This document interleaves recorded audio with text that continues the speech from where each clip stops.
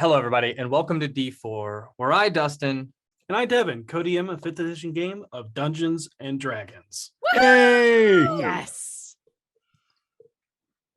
we may be high fantasy, but if you're playing in a D&D modern or sci-fi game, you should check out Die Hard Dice's UV Reactive After Dark Avalor sets.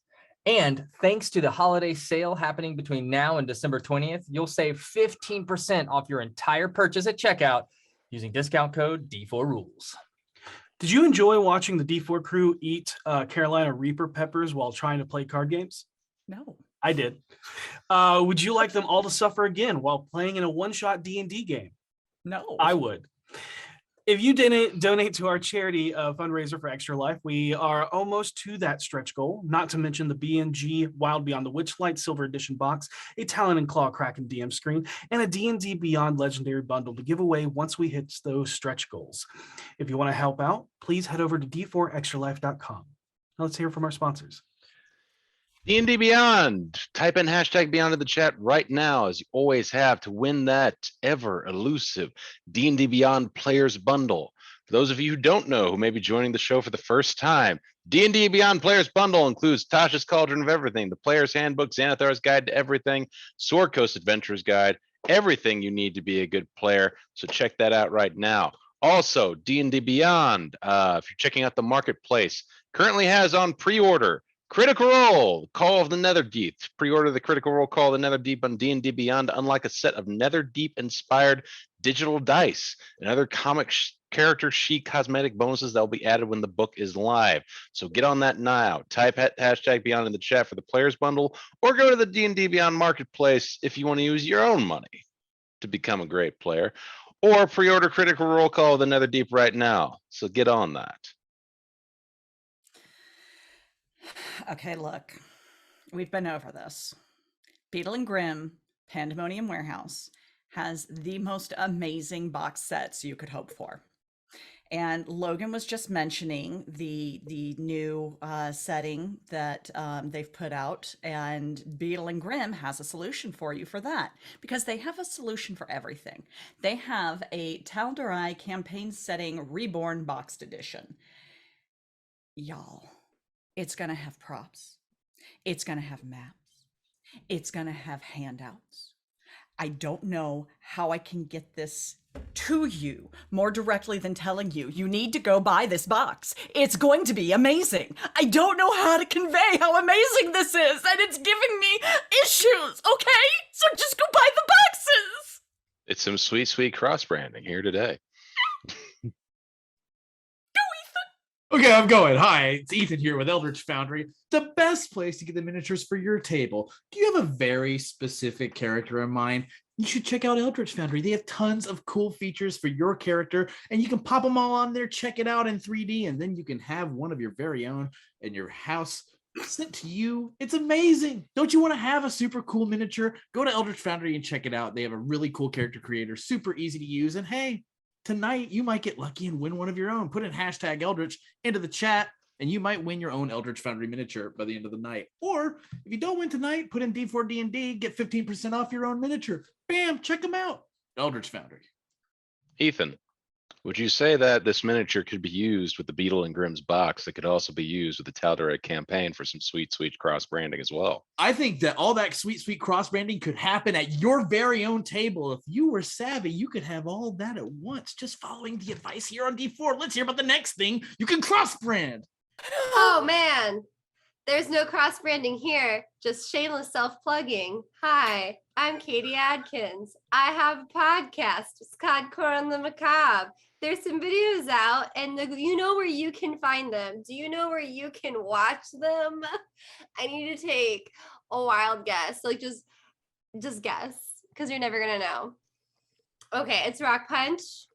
Oh, Where you're watching us now. So just get your cute little butt onto YouTube, type on Core on the Macabre, and you too can learn about weird mummy curses, weird scientists that just did strange recipes for homunculi that are really gross, and I don't recommend them.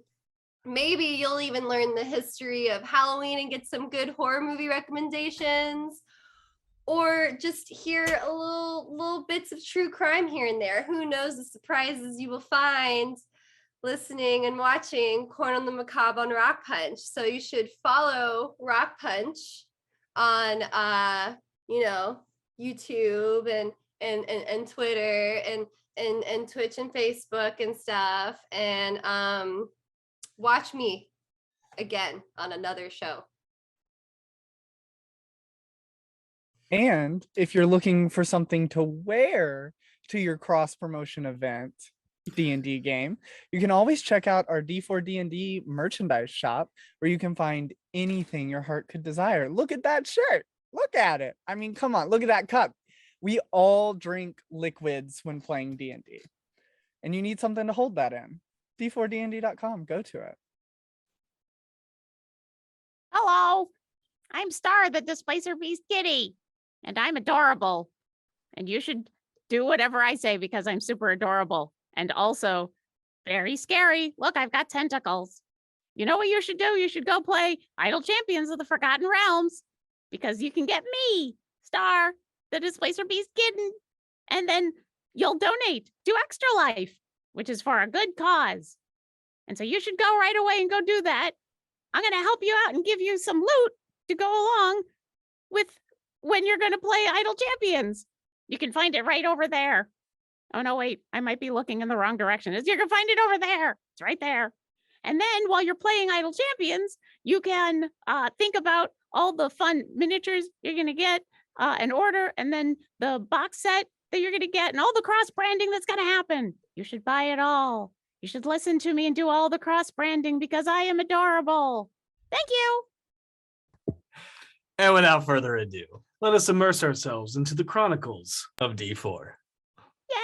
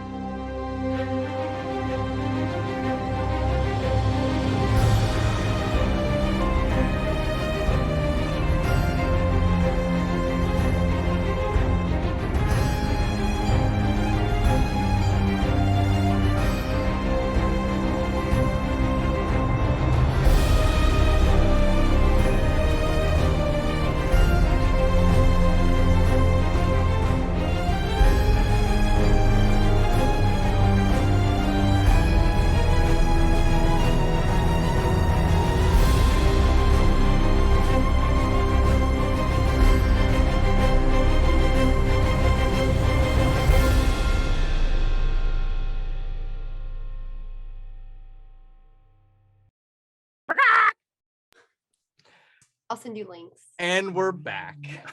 Last time on Distressed Discussions of the Dearly Departed, the party completed the rituals of hallowing the blighted lands surrounding the Stronghold of the Nine. They also laid the rest, the druid, Matthias O'Gaian Klemp, who was cursed by Laurel Silverhand to become a vampire when she was influenced by the evil within the Crown of Horns. With a newfound respect for the city slickers, Trident Oakleaf, their ranger guide, led them towards Norda Haril, a protected elven enclave of wild elves and wood elves. And just to note, if you notice that there's no background ambient music like it normally is, unfortunately, with the new Zoom update, we are unable to get music just yet, but we'll get it for you very soon. But along the way, the BFGs notice a warning left by the tree ghosts, the protective spirits of the forest. Below the marking of the tree ghost was a suspended body of a Malar worshiper killed by 3 silver-tipped arrows. They come to learn that some members of the barbarian Grey Wolf tribe have turned to worshiping Malar, the beast lord of lycanthropes and blood-lusting hunts, and have become unchecked ever since the disappearance of the Bedrock Goliaths.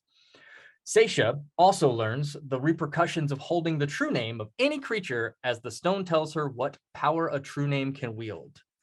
When they arrive at Nordaharil, Seisha missteps and finds herself suspended from a snare trap before they are all enraptured by the beauty of the moss and vine-covered homes, who are themselves also suspended within the trees. Trident warns them to respect the area, the culture, as they are outsiders, and to speak only when spoken to, which does not sit well with everyone. As he fetches an audience for the BFGs to learn more about what it is plaguing the forest, he leaves them all in a grand garden temple dedicated to all of the deities that watch over the natures. They see the main focus is in honor of Leaf Lord Rilithane Ralathil, where the surrounding idols depict Sylvanas, Shantea, Maliki, Shialia, Larue, and Eldath, whom Goliaths revere as Thalia or Thelia. When Trident returns, he is accompanied by a committee of bearded vulture Aarakocra, known as the Bone Eater clan, and a wild elf scout named Kartliva. The Aarakocra are instantly enraptured by Viomeliana as they identify and revere her as a Veterok, the Goliaths who were the wardens of the rock. They learn that the Bone Eater clan was nearly eradicated by an ancient green dragon named Ella Lycros around 120 years ago, but with the help of the Veteroks, they drove the dragon deep into the mountain. However, within the past 20 years, they were driven from their home. Clekeri. Ooh, my brain is not taking these words today. Once again, when corruption in the mountain began to spread. The wild elves tell them the routing plan for the shipments from the mountain to the Unicorn Run River and how the encampment that has taken over the old endless caverns just outside the eastern peaks. She tells them why the elven scouts do not venture close, as many have been captured by the guards dressed in the Gathalan colors and enraptured by the whispers of the mountain. However, what is most concerning is that the camp has some beast or machine that creates the terrifying sound of a mountain being sundered. With the new information, the group rests in the trees before heading out the next morning, as they choose to circumvent the mining camp and make their way up the far eastern peaks. Armed with a crude map made by the Aarakocran tribe elder, they aim to find the Clekeri in order to then search out the ritual area of the Rite of Varix. On the first night out, the group enjoys the calm and quiet beauty of a forest meadow glade, as Vinley dances naked in the radiant glow of moonlight for the first time in roughly 200 years. In this moment, she encounters an aspect of Sahani Moonbow, the Seldarine goddess of dreams, death, knowledge, and light. However, the next day, things are less peaceful as the party hears a thunderous roar from over 20 miles away that can only be described as a massive landslide, or perhaps the sundering of stone. It isn't much longer before the group comes upon a large wolf trapped in a barbarian bear trap. When Seisha, V, and Vinley go to rescue it, or No, Seisha, Seisha, or Kira, and Harold. Yeah. And no, good Lord, Seisha, V, and Harold. There we go. There you go. Words. Go to rescue it. They notice the wolf is uninjured before its body begins to convulse with the sounds of breaking bones and rending flesh. Voss hides in the shadows of the trees as Trident stands on a small hill for advantage with his bow. However, the group instantly feels surrounded as they hear the snarling sounds of lichens with hunger and violence drooling from their lips. In unison, there's a deep howl that moves through the forest like a predator, followed by the bending and snapping of trees. And that is where we pick up tonight's story. I need everybody to roll initiative. As you do. We're Oh, entering crit this my combat. animal handling. It's my pet werewolf now. Sure is. You keep telling yourself that. And we're going to start this combat with a surprise round. Oh, oh wait, I had a ready to action, just so you know. I know. Okay, okay. I'm aware. Which means you can act within the surprise round. Mhm. I am also hidden somewhere. You are. Yeah. Oh, he's, and like, extra actually, that is a hidden. great thing because I want everybody to see if they can find the Voss mini on the map. Ooh. Seisha, Excellent. Yes. what'd you get? 18. 18. Voss, 16. Harold, Mhm. 22. Vinley, 15, BB. V. 18. Wow. And Orkira. Rolled a natural 20 for a 22. Wow. I don't You know were what I was ready. ready for, but I was super ready. All right, guys, give me those one more time. Wrong, wrong page. My bad. All I right, so hate that. 18. I got it right here. It's all good. 16, 22. 22, 15, 18, Okay, so the Voss Mini is on the map. 15. Yes. Yep. Is it behind that Where big in tree? the world is Voss on this map? I think it's behind the big tree where the big werewolf is on the hill. There's a big tree in front of it. I think Voss is behind that. I think that's too easy. I mean, I'm nowhere near as observant as Orkira, and I also can't find Orkira. So I'm just going to say that I fail at this. At this Orkira where's Voss on the map. Arkira is on the right-hand side, about Oh. 5 blocks in. In between Oh, two okay. trees, yeah. Yeah. Vinley. Give me a second. I know. I'm sorry, The mini is sideways, and so I can't even. but I need to know what his. Sorry, I'm pulling up the other character sheet for the character that's with y'all who needs to roll initiative. Yeah, I guess yeah. you should. That's probably a good thing. I think we're gonna need his help. I mean, Okay. we've kept Okay. Trident alive this whole time. Yeah. We can't lose him to a bunch of wolves. All right. Ripping through the trees is a massive form. It lurks towards you with piercing, baleful, glowing, blood red eyes. Its fur, dark and bloody, gives you images of the hungry shadow ready to swallow you whole, which is only exacerbated when you watch the creature slowly rip the head off of a humanoid and swallow it. With its, you can see its knife-like fangs and crushing jaws. The muffled scream you heard before the gruesome death only fills you further with dread as the body is tossed unceremoniously at your feet before the creature rushes you. All right, so it is going to move. I'm let me so know. sorry, sir. That is Seisha, Harold, and V. So 3 attacks. Yep. Okay. So Moved through Seisha, us? Wait, it moved It's through us? yep. It We get an uses attack of you opportunity. do since- not.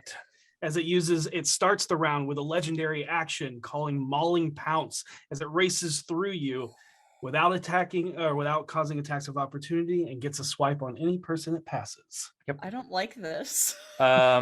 Seisha, it's going to just scrape off of your shield. Okay. As a 14 will miss. Who was the other one? Vinley and Harold, you said? No, V no. and Harold. Oh, V and Harold. V, 22 to hit, Yeah, it hits. and Harold, an 18 to hit. It does. I'm gonna let it. Okay, He's gonna allow it. I'll allow this. and I'll do the other. One. allow I think that was Voss. Boss turned into a wolf. No, behind that tree, there's a mini base there. I see that. Yeah. Wow. Harold is going to take 19. V, you are going to take. No, Wait. it was that's not together. Got it. Yeah, sorry. 11. Sorry, Harold, you're going to take 11. V, you're going to take 16, and Oh, that's come full. on. You are not.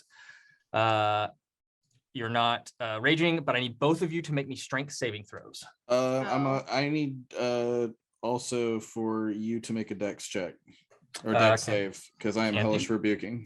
That's Got a it. dirty 20 for me, by the way. Okay, You you're pass. fine on that. Dex save is a 25.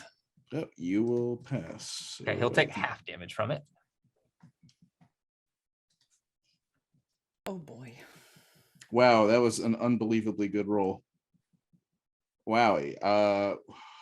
I'm so tired. What is half of 38, you guys? Half 16? of 30. 19. 19. Is 19. That is a really good roll. It was 10, 10, 10, and 8. Wow. Nice. Holy Yeah. shit. Wow, that was a good roll. Yeah, so it don't matter. He still took a shitload there. Okay, so Now now I it need to takes make a its turn. strength. Well, I make a strength check first, right? Yeah. Strength save. Here we go. 6.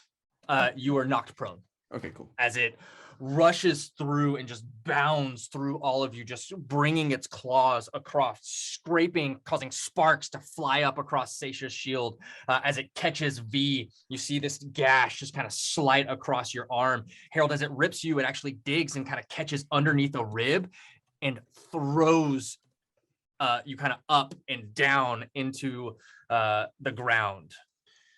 On V, as it is next to you, is going to claw after you.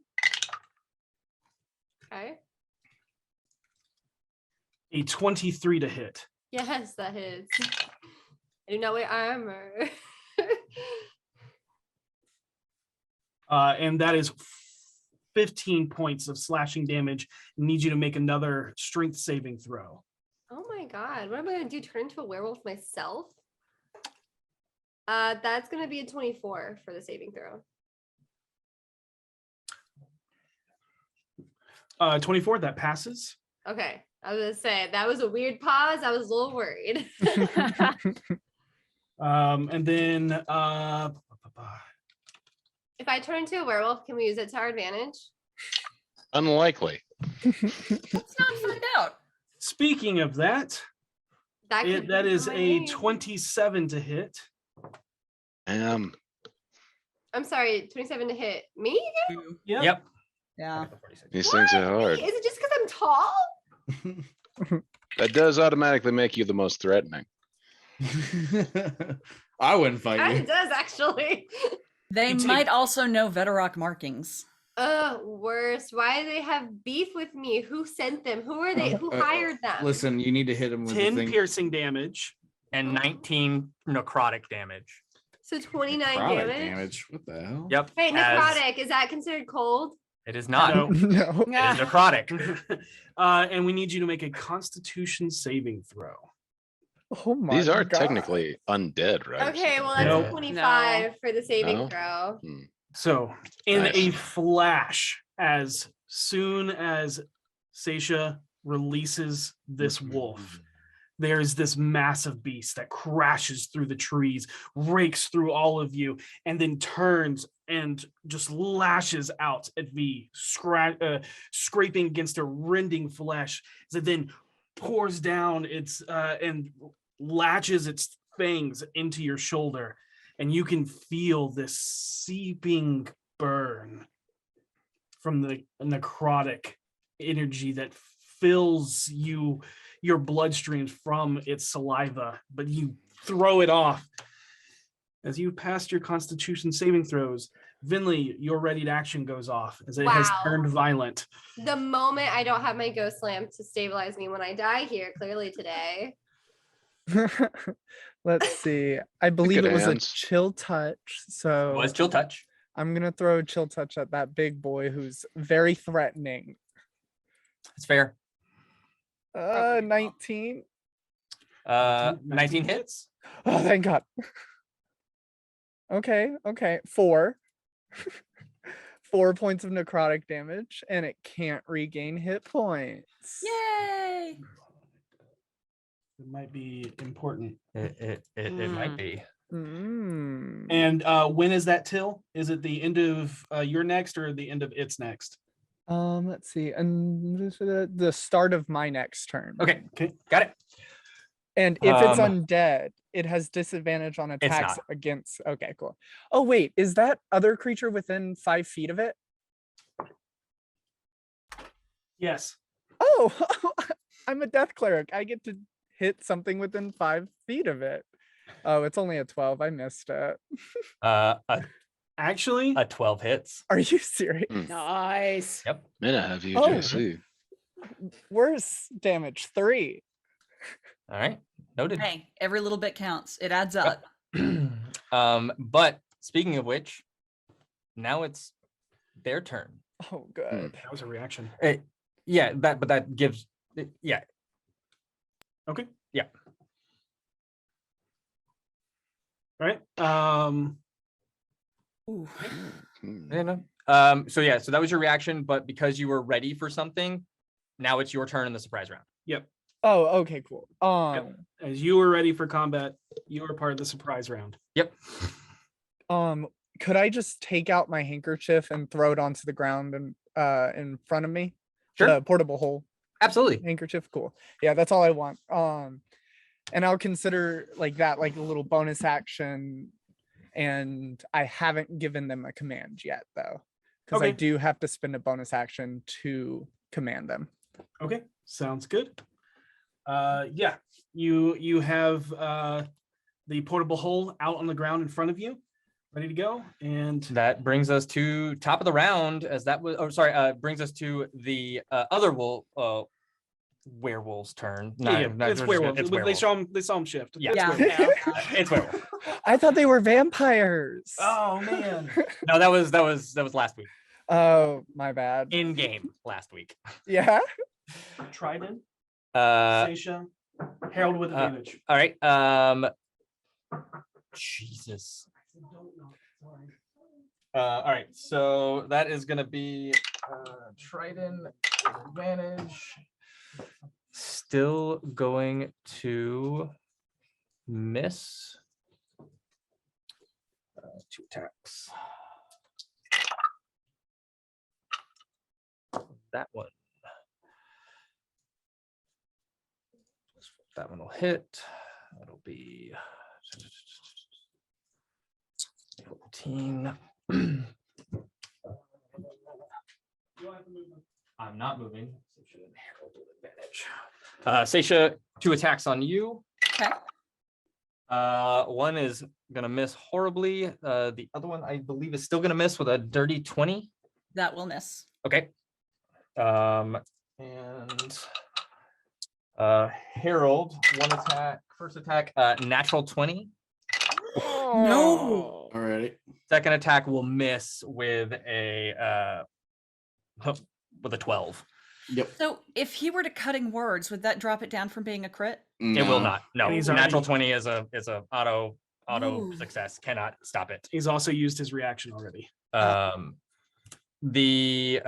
right, so on Trident, Trident is going to take that one would have missed. Take 7 points of damage. And the first one, so that was this one. Ethan, go ahead and make a con save for me. Okay. 13. Okay.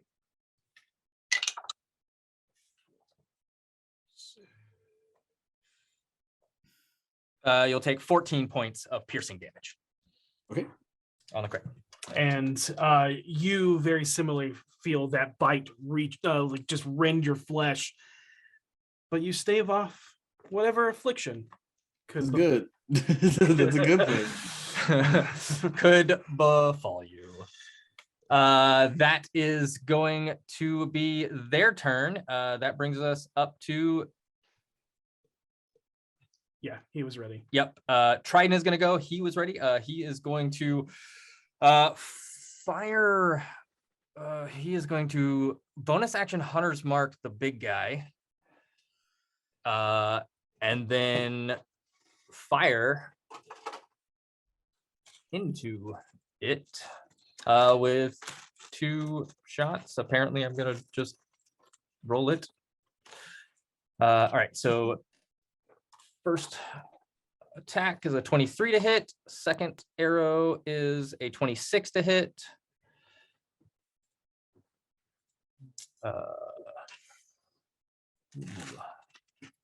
Womp.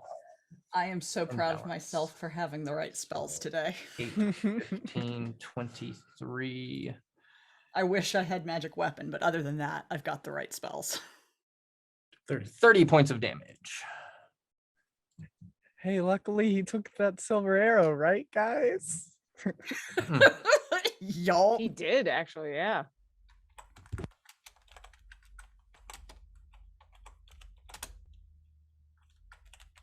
Okay, out of the group, who's the most likely to become a werewolf? You watch. So you watch as both of his arrows shatter on impact. There is no effect. Oof. All right. That's disappointing. Fun. We love to see it. Yep. As Trident curses himself, at which point he is gonna move. He has one on him. Yeah. He's too close for comfort though. He's gonna try and get away from it. He'll provoke the attack of opportunity Okay. Where you because he going? is all kind of ranged. Just get him just move him away. He's got a speed of 35. Oh, I thought that was a friend. It's not a friend standing back there. No. Yeah, Trident just moves away. That werewolf will make an attack of opportunity and will miss with a 4 on the die. Woohoo! As he just you see Trident just kind of backflip out of the way as he lands and then takes off running kind of up the side of one of the cliffs and up as he just knocks another arrow and goes to take aim at one of the smaller ones. Maybe that'll be able to get through. That is, yep. That is the top of the round as you watch this big beast look at you all and snarls. Bless the strong, call the weak. And then it darts away into the trees to hide.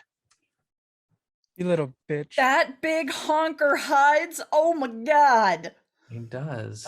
V will get an attack of opportunity. All right, V, you'll get an attack of opportunity. Okay. All I'm- right. We're in Yeah. danger. Well, it depends on how good his hiding skills are. Okay. Just What's your passive perception, Orkira? 28. Mhm. You and only you see him. Oh man! but I don't wait, so do I not get an attack of opportunity? No, you do. You still do. Okay. That's weird. He didn't disengage, he D&D Beyond says that I don't have anything equipped. That is The really update cool. might have changed that a little bit. Just go ahead Yeah. and go to your backpack or your Your inventory. inventory and just click on what weapons you need attached to it yourself. You should still have all your stuff. There we go. Here's the Bahir blade. I was like, I can only punch it.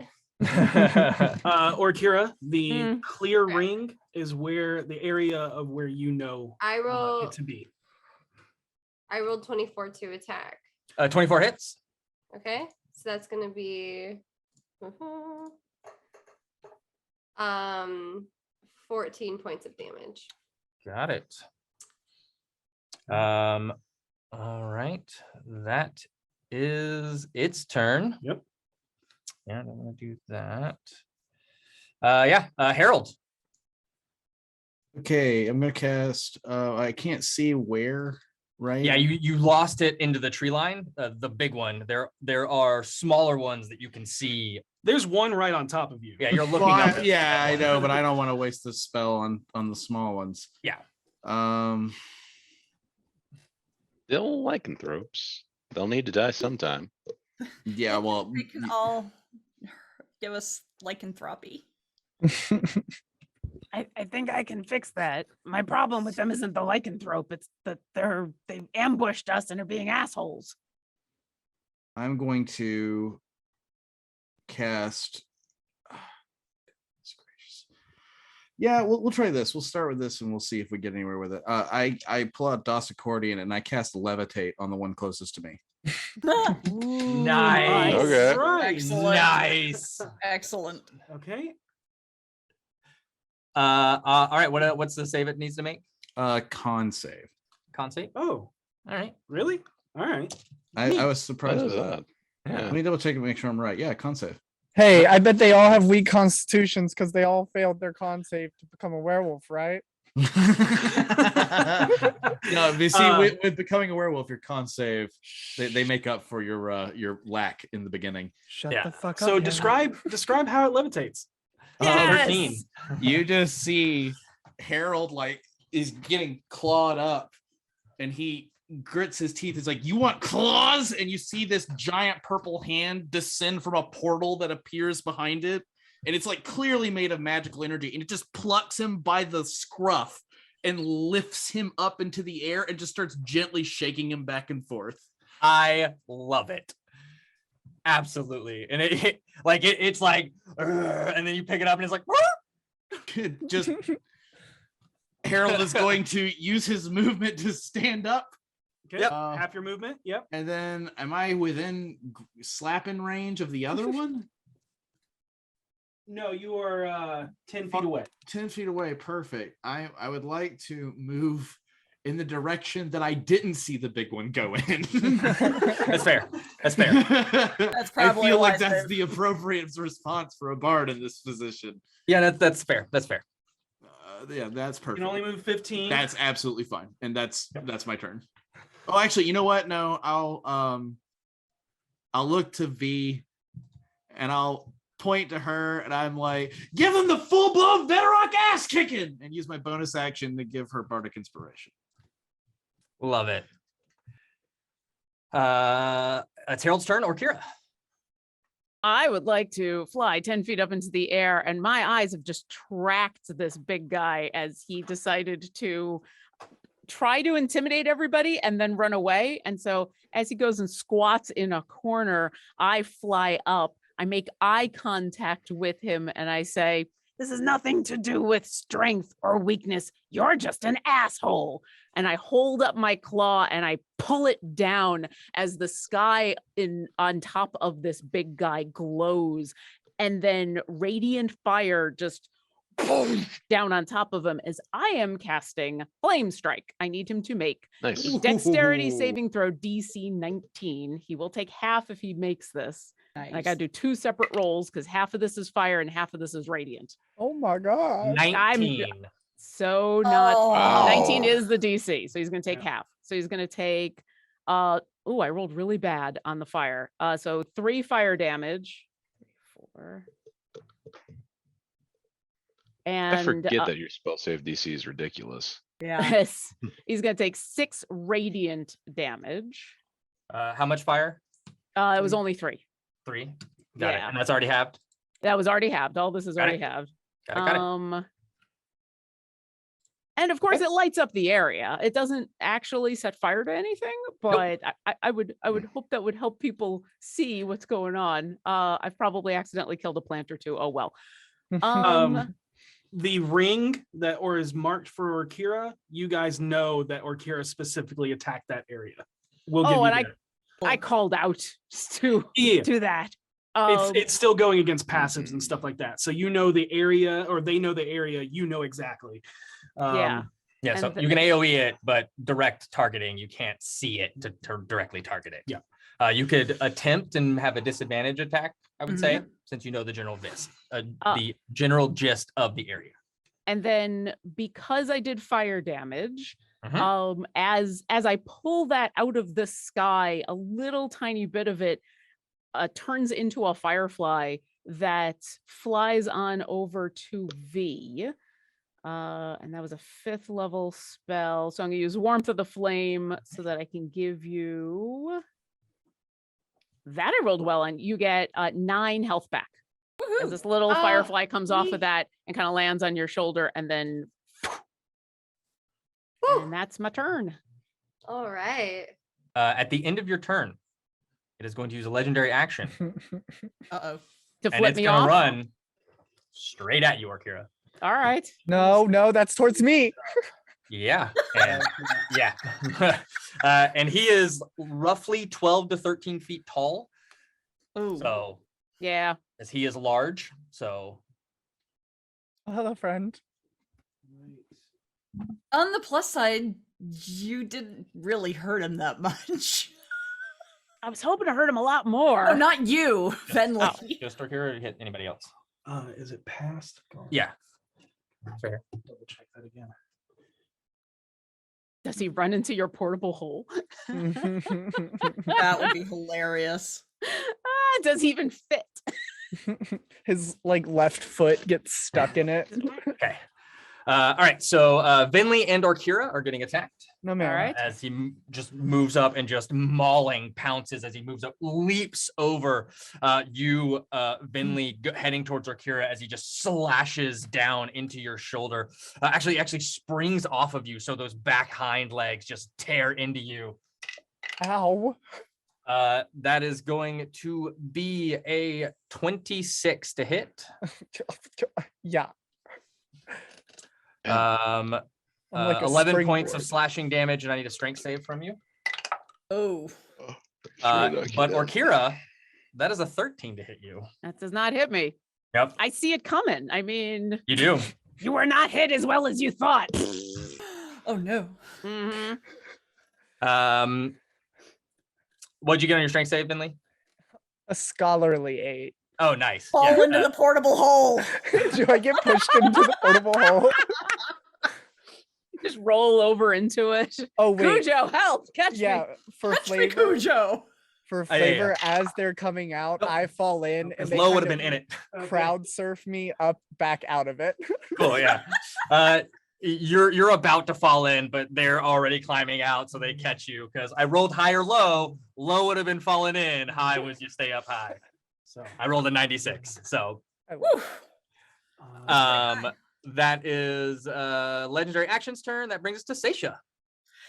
All right, so I have a question.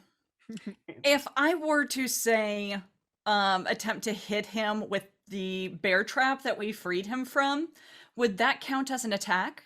It would. Awesome. Okay, first thing I'm going to do is take the bear trap and lob it at his head so Okay. that it hopefully hits him in the head and snaps around his neck. And Okay. then my second will be a Go regular. ahead and make me a ranged attack at disadvantage. Okay. Or not at disadvantage. You don't have your proficiency bonus, though. Would it be ranged since I'm right next to him? Oh, I'm talking about the you one said, in front of me. The one okay, in front of me. you said I throw it at it. Yeah, I'm sorry. That was poor phrasing on my part. Uh, I'm basically lobbing it at his head. okay, got it. So you're attacking the Okay. one right next to you. Yeah. So would that be regular to hit? You're gonna roll with just your strength modifier, no proficiency bonus. Okay. You are not proficient in improvised weapons. Fair. Oh, that's an 8. Oh well. You swing it and it just holds its arm up. It snaps over its arm. It just rips it off in half and tosses it to the ground. I am ashamed I helped you. And then I'm gonna attack it regularly. It just grins at you. So one attack was with that. Yep. And the other one's a 15. 15 will hit. Excellent. I'm going to smite. Okay. So You do not get a bonus die for this. right. So let's see. That's going to be 2d8 plus 1 because I up leveled it. So that's going to be 14 radiant damage. And Don't give me your longsword damage. Oh, it is a no. plus 1. Oh, is it a plus? Oh, that's right. You have the new Yeah. sword. I'm so sorry. You're Yeah. absolutely right. My brain Oh, that's totally okay. forgot that. I'm fine Uh, with that. He'll take oh shoot, I closed it. 6, 7, 8, 9 points of damage. Got it. You just one hand, you take your offhand and just kind of sling or kind of putting your sword down, you pick it up, you try to hit him with the bear trap as it just doesn't seem to do anything. You grab your long sword and just slash up, like almost catch him off guard as he was just amused by your ploy to try and hurt him with the bear trap that you saw had no blood on it. Yeah. And It was more to try to blind him. Was yeah, no, my fair. And process. slash up, cutting a gnarly gash that begins to ooze blood as you damage him as that swirl of scroll kind of arcs up your blade as the smite goes through. V, it is your turn. Voss, you're up next. As he the grin falls from his face, Seisha just goes,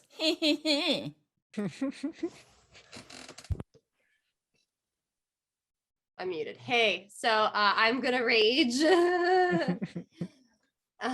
Maybe start using Spirit Shield. Who knows? For everyone else. Okay, so I'm gonna rage, and then at this point in time, there's still that guy. Okay, yeah, since there's one right next to me, I'm just gonna go ahead and hit him. Okay. I shifted you over for flanking. Okay, thank you. Yes, that was my next question. It was since he's facing Seisha, it looks like. Yep. Okay, so I'm gonna. That's gonna be a 27 to hit. Oh yeah, 27 27 definitely hits. And so that first hit's gonna be 14 points of damage. Okay. 14. Okay. And then I 21 to hit. 21 will hit. Yeet! And that one's gonna be 17 points of damage. Ooh, nice. yes. Ooh.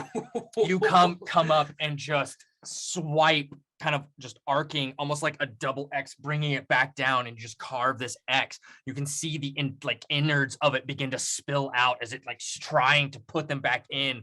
Metal. It is. It's like scooping up its Yep. entrails. It is not looking good No, I need those. at all. At the end of your turn, the large one is going to use a legendary action. Oh no. Is it within? Oh no. Oh Okay. no. I'm and raging now is- though, and that is the goal of my turn. Good for you. We're in a straight Against- line. Yeah, as it kind of looking up at you, Orkira, but its eyes shift down to Vinley, who is prone as its feet, as it Yep. turns around and just goes to bury a claw into your chest to rip out whatever it can. And as it does, you hear it snarl. As I'm looking up and he's looking down, I'm just like, Malar's stupid. Hunt the Tel'Kasir and bathe in their blood.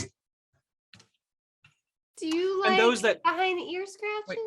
What? And what did those he that say? speak Elvish know Yeah. that Tel-Kasir means elves. And he said kill them. Yep, hunt the Tel'Kasir and Okay. bathe in their blood. Got it. Oh no. Oh no. Many have tried. sir. Harold Binley And Trident. and Trident. Yeah, that guy. Oh, He's here too. Yeah, that guy. The NPC guys. Plus. 28 to hit, Vinley. Yeah, for sure. I'm prone. 10 points of slashing damage. Are you sure? Yeah. Is that a crit? A crit? No. I'm prone though, and that's a melee attack. Yeah, And that that- just means advantage. Yeah. Oh, you're not, I thought it you're was not an auto unconscious or crit. paralyzed. Yeah. Oh I mean, it can be a crit No. if you want it to be. no, moving forward. Donate $20 to Extra Life to only give DM crits. Yes. No, no, no. Bad Okay. Devin, no. Voss, it is your turn. Vinley, Okay. you're in the hole. With bonus action and movement, can I get up to the one that's almost dead before the round begins anew? So I believe I'm last in the initiative order. Vinley is last in the initiative order. Okay. Whatever the case may be, I want it dead before we go back to the top of the round. With your 40 movement, yes, you can make it. Sweet. Then I'll use that 40 movement to get to it and attack. Okay. Can you move the bear trap too, since it's been set off? Because I keep seeing it, thinking it's something next to me. Here, put it next to Vinley. That could be the portable hole. In The case black anyone- disc. Oh, is do you? the Okay, purple. cool. It's already there. Oh, so there is. I guess it helps if I, 15 to hit. 15 hits. Yeah. Sweet. This should finish it off. You're using the fire tooth. I am. It's the only magical weapon I have. Okay. 31 points of damage. With a Yeah. dagger. Yeah, you rush up and you see it like pulling its innards back in, and you just bring the fire tooth dagger down, severing the intestines from its body as it just kind of looks up at you, and you just bury it into the bottom of the chin as it just convulses, and you watch as the body cracks and turns back into a human as it Okay. slumps to the ground. You can see that it is covered in gray like furs and pelts and leathers, and you can see that it's just covered in blood. Interesting. Very large human, but a human nonetheless. Finley, And- remind me, do you only heal off of things you kill or death in general? I only heal off of things I kill. Damn. Okay. I wish I'd remembered that. You made its entrails, outrails, and what lies before you is a woman. Cool. Move 40 feet, because I believe I'm in the path of this thing's charge attack if it decides to do so again. Yeah, you are. Yeah, so let me move 40 feet. That thing's dead in front of me, right? It is very dead. Sweet. Move me, I will step through the entrails and the outrails, however they may be arranged, and move 40 feet to that tree. Just move to that tree, and that'll be enough. That's my end. Yeah, that's Okay. it. Move me on the other side of that tree, actually. That way I'm a little bit closer to the action. Vinley, Right there. That's it. All right. I'm going to stand up as the first thing I do. Like I just Mhm. as Cujo and Titan are both coming out of the portable hole, I just kind of hold out my arms and they just right me on my feet. And I personally am going to disengage. Good idea. As they pick me up, they just kind of carry me over the portable hole and I start sprinting towards Trident's direction. Okay. And they're gonna go the opposite way to our new wolfy friend.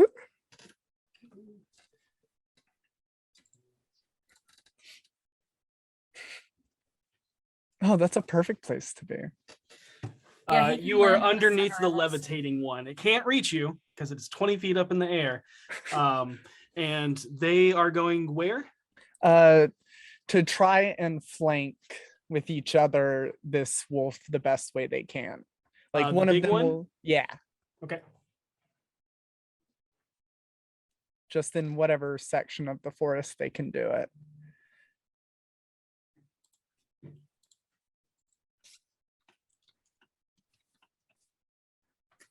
They are flanking. Awesome. So we got 4 attacks coming their way. Let's do the first 2.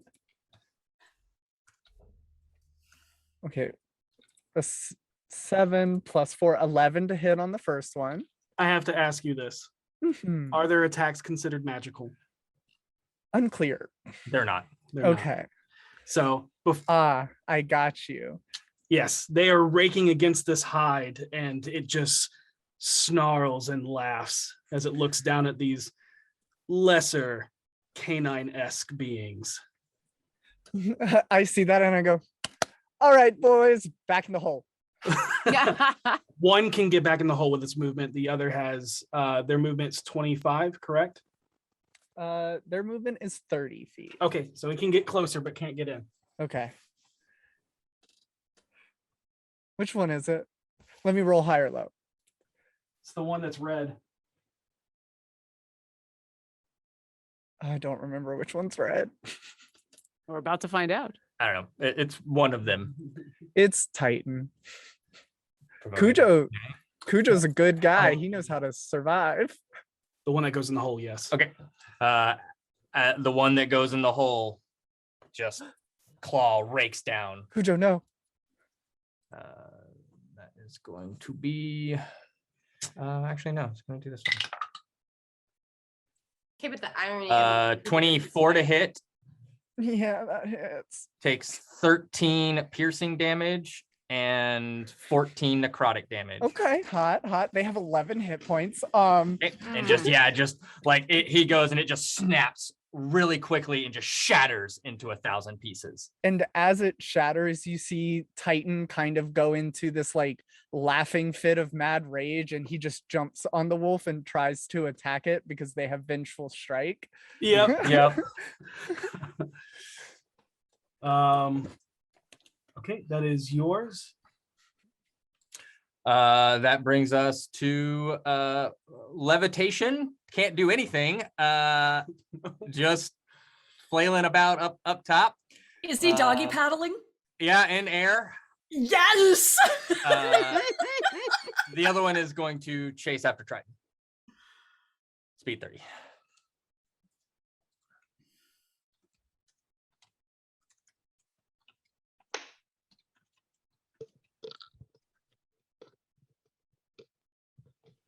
Can't get to Trident, but can get to Vinley. We'll go to Vinley then. Oh, V. Nope. They said hunt the elves, my dude. Oh, Venley's over by us. That's right. Oops. Yep, she moved. forgot she It is now moved. currently right next to both V and Vinley, but it is targeting Vinley in this moment. It'll snap prematurely before it gets to you, but then its claws come up and kind of slash up into you with a 21 to hit. Shield. nice. Yeah, last second your shield comes up and it scrapes. Arcane sparks kind of fly up into the air as it's low and just looking up at you, just growling. I do that Oops. kind of thing like it's a rom-com meet cute where I look down, look up, look down, look up, and I'm like, And you can see just drool dripping from its lips. That brings us to Triton. Triton is going to attempt to take aim at the God, he has nothing. You can go through the other ones. No, he's going to attempt to take aim at the smaller ones to see if Yeah, he can that's what I'm hurt them.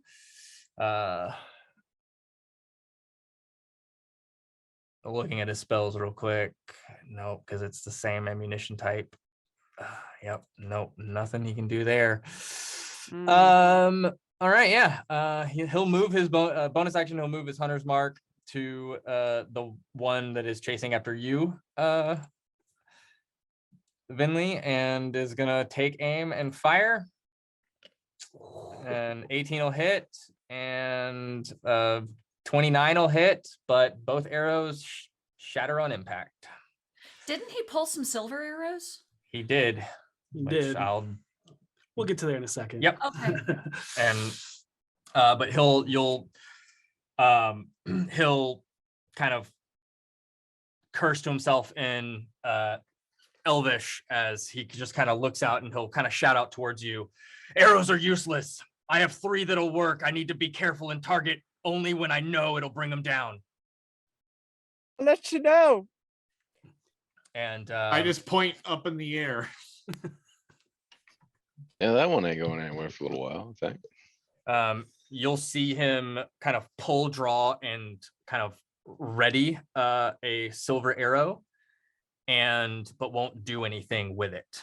As he just kind of waits, and kind of you see him just eyeing. He'll move a little bit further away just to kind of keep.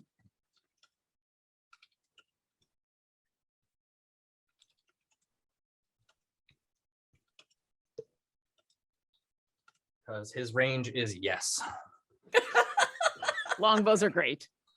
Yeah, longbow plus sharpshooter. Yeah. Oh, that's my Oh. jam. Yes. Nice.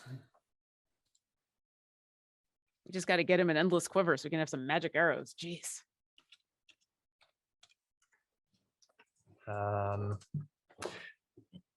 He's got a trick up his sleeve. And Okay. What if he didn't? Gonna target or Kira. All right, or Kira, Yeah. Hi. you are. I'm currently blowing a raspberry at a very large werewolf. You are. That's a good plan. Yeah. So it is going to. Claw first. Yep, it'll kind of reach up, kind of grab onto you as it tries to sink its claws into you. Okay. Plus 19 to hit. That hits. All right. Hold on, I'm gonna cutting words. Okay. I'm going to like look over at him. And I'm It's gonna immune to look- charm. Oh, it's immune to charm. There Oh, you go. damn. Yep. Cutting words is a charm. Ah. Oh well. Yeah, Thank you for I thinking. did know that. Yeah, no worries. Yeah, you quip, So and you expend the use, but we're just letting Yep. you know it has Yeah. no effect. yeah, Totally. No and worries. yeah, and it just it doesn't even seem to even care. Its eyes are just tunnel visioned on Orkira. And you hear it growl one last thing. Drown the cowards with their own entrails.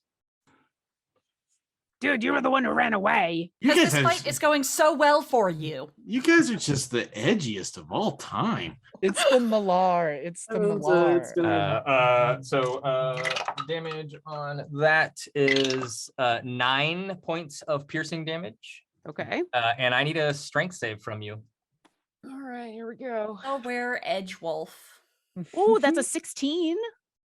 16 is not enough as it Ah. drags you to the ground. All right. And you are knocked prone. Oh, Okay. And then the second attack will be made at advantage. 22. 22 to hit. Yep. And I need a constitution saving throw from you. Okay. Oh boy. Roll high. Nope. That's a 7. Oh no. Ooh. All right. Kira. That's a bad one. Okay, we can fix this.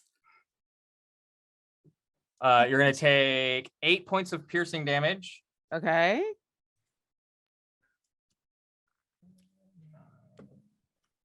Thirteen necrotic damage. Yeah. And I get hairy under these scales and they get itchy. I'm going to get very mad. Oh, I guess yeah. Being a Uh, werewolf would be worse for a dragonborn. I've been changed so many times. If this thing does this too. Oh, all right. That brings us to Harold.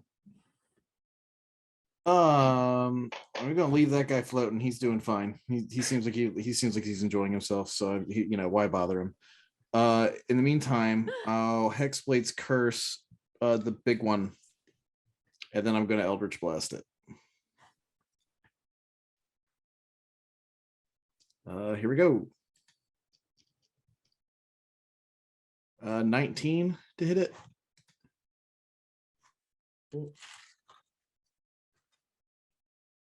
19 hits. oh, Cool. thank God. And the second attack is a 17. 17 hits. Sweet. These things Uh, are big. So add 4 to each of these damages. So 12 for the first one and 18 for the second one.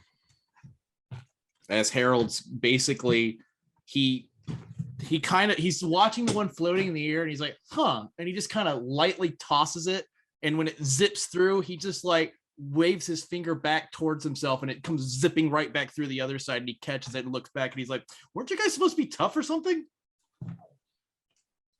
Love it. Hmm. All right. Yeah. You yeah, and it slices right through, and you see as he hits and he looks down at Orkira on the ground, and his eyes just immediately turn to you, and you can just see just this snarl as like blood is dripping down. I will move as well. I will put my full movement in the opposite direction of the big one. Oh, the squishy elves are all gathering in one corner.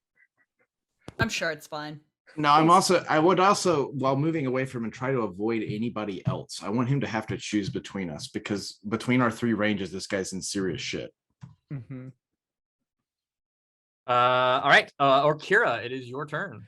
I'm going to climb to my feet, annoyed, brush off some of the blood that's everywhere, and scratch at my side a bit. Listen, if you want to die so quickly, all right, fine. I'm going to cast Spirit Guardians at 4th level. He needs to make a wisdom saving throw DC 19. Titan's friendly to you, right? Yes. So the only thing that the Spirit Guardians, I will actually spare your undead, Vinley. You watch as for a moment the phoenix comes flying out of my book to start to circle, and it almost pauses in midair at your undead, and then it just goes over and comes back around and dives into this thing. It fails the save, so give me that full damage. It's taking 16 radiant damage. And the Spirit Guardians stay up, and yeah, his speed is halved. So let's slow him down a little bit. I don't think starts its turn there counts for legendary actions, right? No. That's what I thought. Okay. So yeah, I'm gonna do that, and then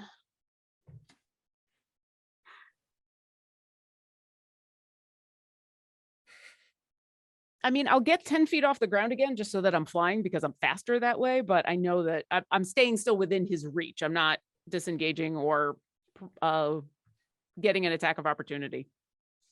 And that's it. That's it for me. Because Orkira knows what werewolves can do, but I don't think she is suspecting anything. So she's just gonna get up and gonna be like, you're staying right here, and we're gonna stop this now.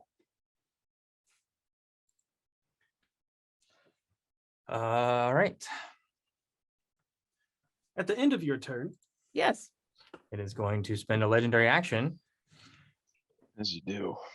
No, thank you. yeah. And Ooh, maybe not. 15. advantage Why? because of this right here. Oh, right. Yep. 15. 24 to hit. Oh yes. Oof. Plus 9 Um, to hit. All right. Wow. You Hey, there's a are. big boy. Yep. Oh, you can have these back.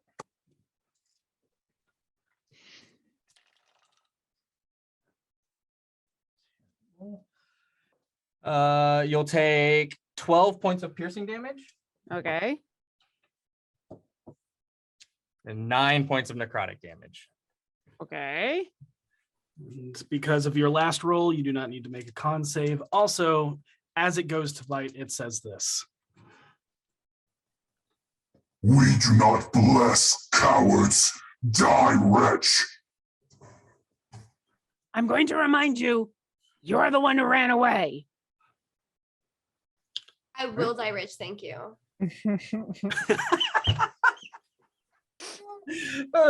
Wretch, not rich, but that's amazing. That's so neat. So, So I good. love it. Seisha. That's what she said. Okay. Seisha is going to run forward and leap over the portable hole as she brings her sword forward. I'm going to bonus action cast branding smite as I'm leaping over the hole, and I'm going to attack him twice. All right, sounds great. If I can get to, there it is. Yay. First attack is going to be, oh, that was scary. A 26 to hit. Oh my god. It was almost a 1. Yeah, 26 hits. The second attack is going to be 12. 12 will not hit.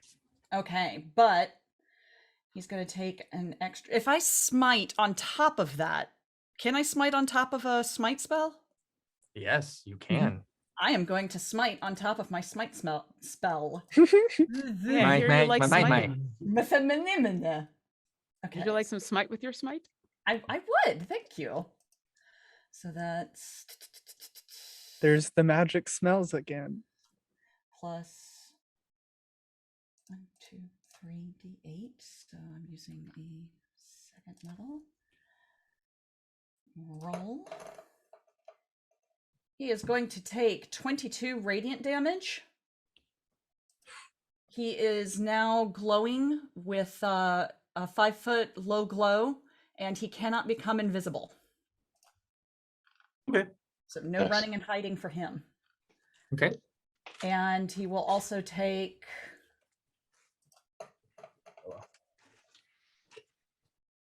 that is 9 points of slashing damage. Okay. And that is my turn. Okay, got it.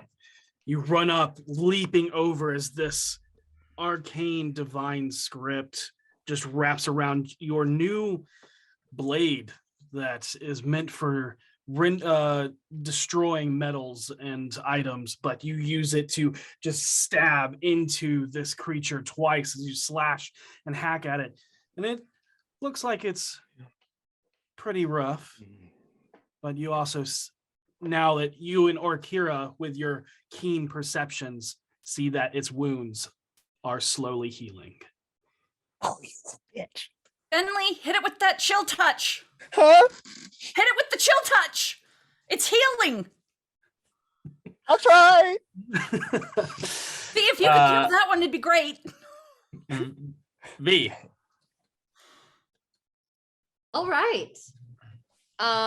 Let's see. There's always a dude just like right next to me every time. I don't have to So run, right? convenient. So convenient, yeah. Can I flank on that guy? Of course. Mhm. Okay, I'm gonna do that. And that's gonna Bentley's be, like, please. Please do. and that's gonna be a 19 to hit. 19 will hit, yeah. Well, that's gonna be 15 points of damage. And then 20 to hit, 20 will hit. which I assume does, and that's gonna be 14 points of damage. 14 points of damage. All right. Forgot to do the math. Oh yeah. You're watching everyone just try and pile on this one large one, but you look back and see Vinley just panicking, casting up shield as she's underneath one that's trying to like doggy paddle closer to her, and another one just snarling, looking like blood lusting, hungry towards her. And your ancestors nod towards Vinley, and you all surround this creature, and just two massive hits with this jawbone blade come back as you run past it, slashing across its side. It turns toward you, and then you spin and then uppercut it with the blade. You watch it get kicked back as it is very angry, doesn't know who to choose. It has its orders, but you've definitely caught its attention. Yep. I know you're not an elf, but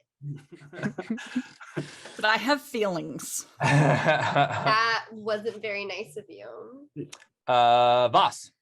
Rush the one that V just attacked. Got it. Oh, thank God. I mean, if we pile damage on this one, I think it'll fall. Mm-hmm. Attack, fire tooth dagger, that's another 15. Right. That hits. 31 points of damage again. Ooh. And as V uppercuts it and comes back, you slide in between and just hold the dagger up behind you facing V as it comes down to bite towards her and impales itself on your dagger. And you watch as it convulses and the hybrid wolf form shifts back into a male human. And you can see this severed bestial claw paw adorning their armor like hunting trophies as it just slumps down, kind of all of its weight coming down onto you. I will be taking that armor. That is cool as hell. Important to loot the corpses whenever you're done. We share Yeah. that in common. Bonus action left. Once again, move to the right this time. The edge of the cliff face. Are the smaller ones, is the one floating the only smaller one left? Yes, that is correct. Okay. Move me to the right, to the cliff edge there, and I'll stop right there. Okay. In case that one comes down, give it a target opposite that's not Vinley. I appreciate that. That's all right. Just so you know, that's only 40 feet of your movement if you want to use a different. I mean, I bonus doubt I action. can hide by the Not from- cliff's edge. not And I want to from- be out in the open just in case, like, I know they're all about murdering elves, but I just killed like 2 of these things. Come on. So yeah, that's my end, my turn. I just want to get out of the path of big boy in case he decides to charge again. Um, All right. at the end of your turn, it doesn't do any actions, but it does say this. Those two, bless them, and point. And points towards Voss and V. Oh, absolutely not. That's not happening. Who's gonna bless them? All your puppies are down. And it looks up towards the floating one and then back down towards you with just Oh, don't be a smartass now. hateful, hungry eyes as you watch its wounds still healing. Speaking of that, Vinley, it's your turn. It's a lot to ask of the floater. So It keeps running away. It's ordering other people to do its bidding. It's really not inspiring a lot of confidence. yeah, I actually made a mistake last turn when Kuja was running for its life. I forgot that I'm actually a necromancer and that I have the undead thrall's feat. That increases my undead thrall's maximum HP by 8. Oh, nice. Still alive, and how I want to kind of explain that is the creature like smushes him, he turns into a pile of bones, falls into the hole, and then sticks up a thumbs up out of the hole. Love it. Love it. You just see. And like as I see that, I'm like, oh thank God. Titan is going to run and jump into the hole as well, taking Okay. an attack of opportunity if he has to. You can get him to do disengage. Oh yeah, disengage. I forgot that I can do that. Let's see here. And then what would it take to do like an arcana or a history check on the big guy? Because this ain't Bonus no action. normal man. Okay, cool. I'll use my bonus action to arcana it first off before I oh, it was a 2. Oh, Damn. It was a 20, and the way it's angled looks like a 20, but it's a what's 2. your total? 11. Yeah, you know they're werewolves, but That's a weird one. yeah. Mhm. And then for my action, how bad does Orkira look? She's taken quite a few hits. Like, if I use my passive medicine of 18, how bad? I'm at does she- 24 of 75. Oh. I took some yeah, but I've been trying to keep its attention. And I appreciate you for keeping its attention. So Vinley is going to look at it healing and decide that healing Orkira is a little bit better. And she's going to take out her ritual knife and just hold up her left hand and stab the ritual knife in like fully into her hand Why? as she casts life transference. You're so extra, unnecessary. Why? It's so. It's a Stab Uh, through my hand. I take I'm 13. hardcore. or Carol take- looks over and all she sees is the knife in your hand. She's like, I'll help that in a second. She stabs her hand and takes 13 necrotic damage, and Orkira, you receive 26 healing. Nice. I mean, Nice. Lord, useful. woof, but woof. Thank you, but woof. That's useful. Love And that then spell. she's gonna move behind V. That's fair. That's fair. Yeah. The corpse will make an attack of opportunity I kick it. as it twitches. Oops. But all right, that'll bring us to it's still flailing. There's literally nothing it can do. Yeah, Awesome. literally nothing. literally nothing it can do. Well played, Harold. Trident is going to actually kind of seeing the just kind of looking, just kind of taking a gamble. He's got 3, but he's going to actually knock one of these silver arrows, take aim, and fire at this large wolf. Good. Is it a disadvantage? It is not a disadvantage. Okay. Did he have super range? Yes. Okay. Yeah, his range is like 400 feet or something like that. And sharpshooter means not even the trees. get in his And way. yeah, he's going to. He's sharpshooting, so 21. yep, 21, which will hit. So he'll do 2d8.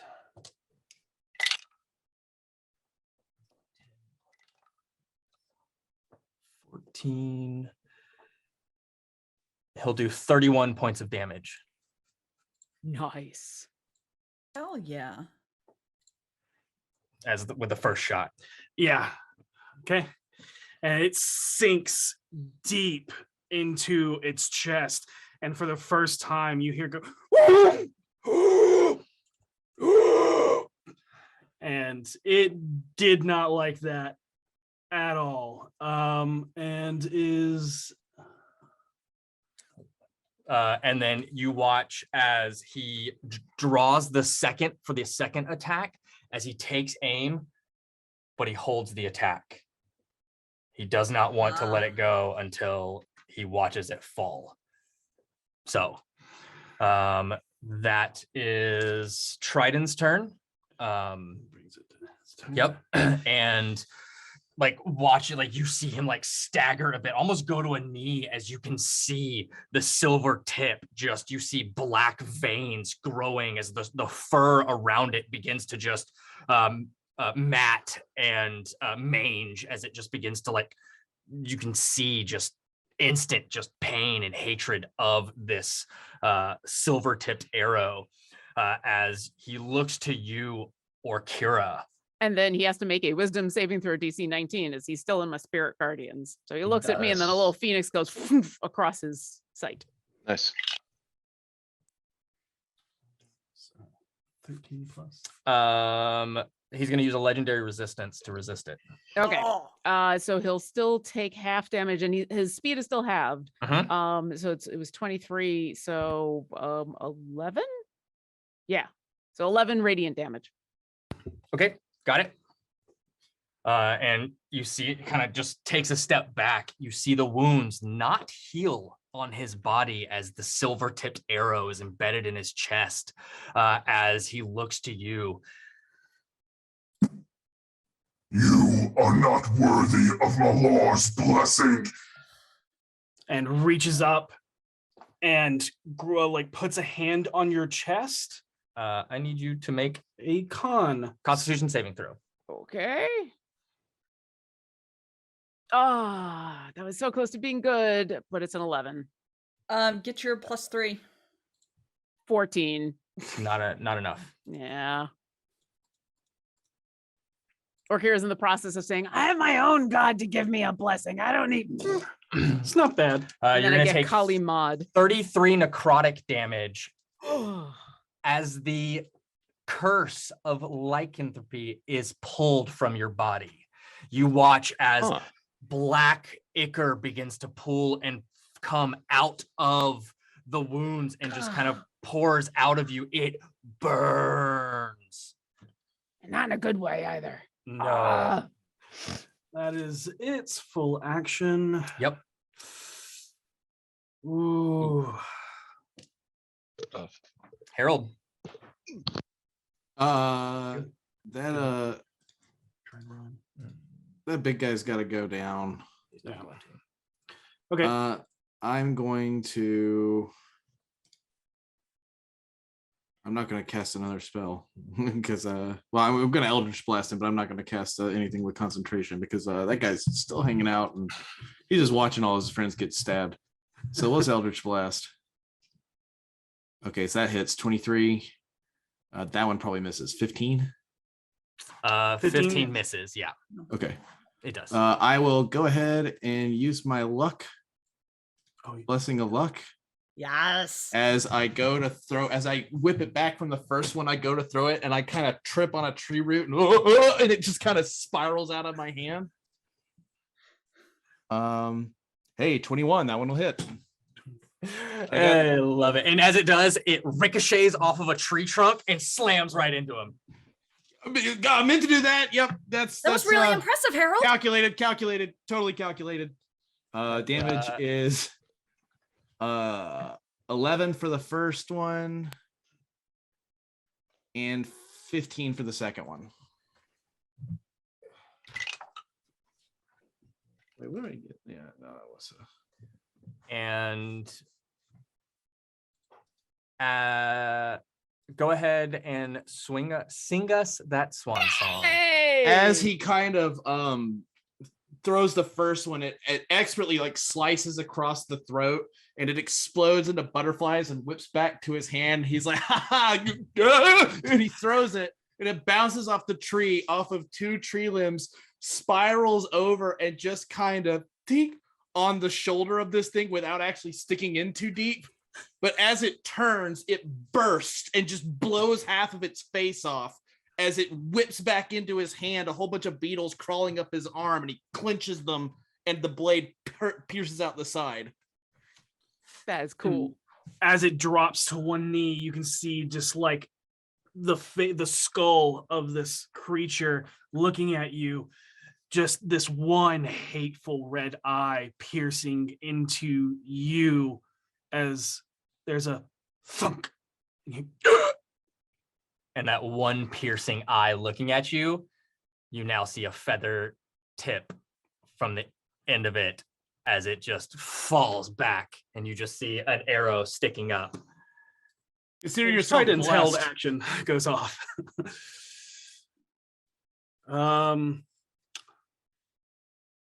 I'm just gonna ask you guys: are you murdering it? Oh yeah, I'm going over and Yeah, I'm gonna I will say, as golden tentacle it.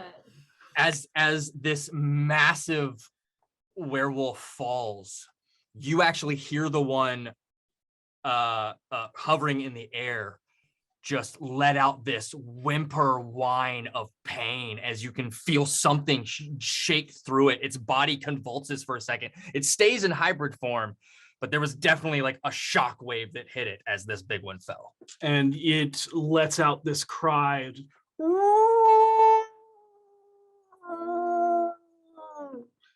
As it mourns for its alpha.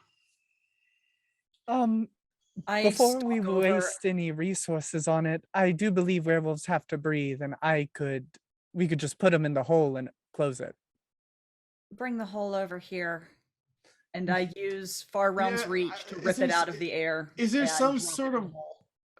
okay? It's gonna ask if there was some sort of quick, humane way to do this instead of horribly. Yeah, I'm a little conflicted with the suffocation hole thing. Can't we just kill it? Okay. Just to I'm just still to gonna use confirm, Far Realm's Reach to pull it down to the ground in front of V. the big one is dead, right? It is dead. Okay. You do pull it to the ground in front of V? Yeah. Okay, it's gonna attack V. Okay. Go ahead and make your attack, Seisha.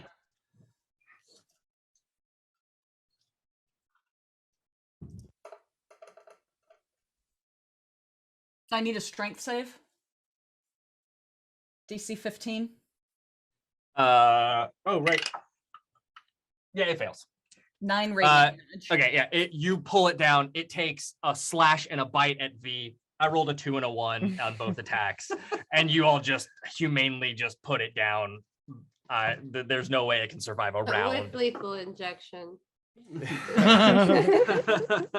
Yeah, it Yeah. did not get off that one bite. It wanted to hopefully turn V, but without going through all of the combat, you easily slay this lesser werewolf.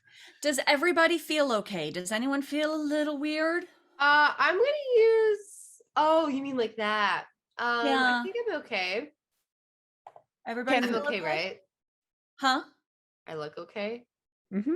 Yeah. Look fine, yeah. You're a little Sit- bloody. Little bloody. Would you like some healing? Here, Yeah, I was gonna use one of my healing potions.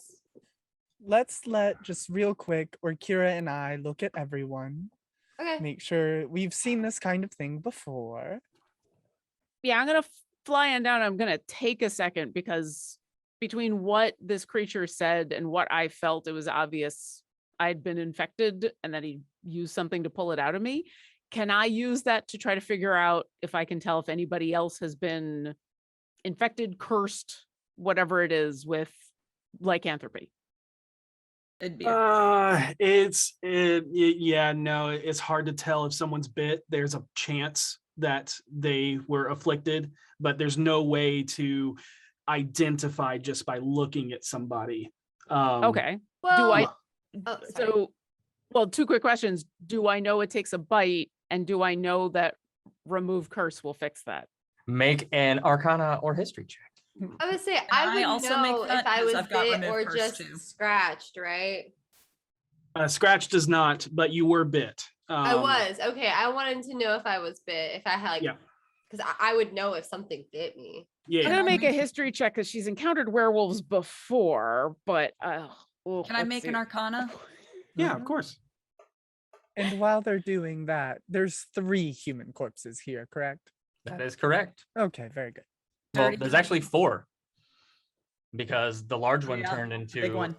a big one, and you can see that same again, the lots of wolf pelts and leathers and severed animal and other creature hands adorning the head, except for in the chest of the large one when he shifts back into a human, you can see this massive, almost like scarification scar of a clawed lichen hand spattered with like red blood. Like it like smeared across like ritualistically in that scar.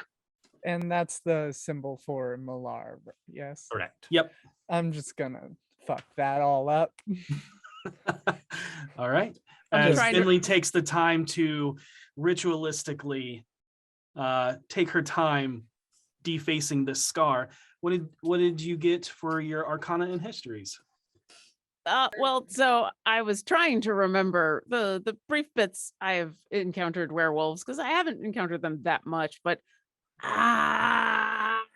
so that's a 2 for a 1. These were probably actually just very mangy gnolls. No. Yeah, they're werewolves. You knew they were werewolves. You're having a hard time just with everything going on to remember the details of how the curse works. Yeah. I will check everybody out in a second, but I just get too distracted by how much that hurt. And I'm gonna do a cure wounds on myself while I look over at Sasha in hopes that she did a lot better. Sasha, One of what'd my you get? Favorite book series when I was growing up was about this girl who fell in love with a vampire, and then the werewolf fell in love with her, and so I learned all about werewolves. I got a dirty 20 on my Arcana. You have disadvantage on everything for the rest of the night. You did this to You yourself. know, All of the information that you've learned I is completely remember false. those Yep, it's wrong.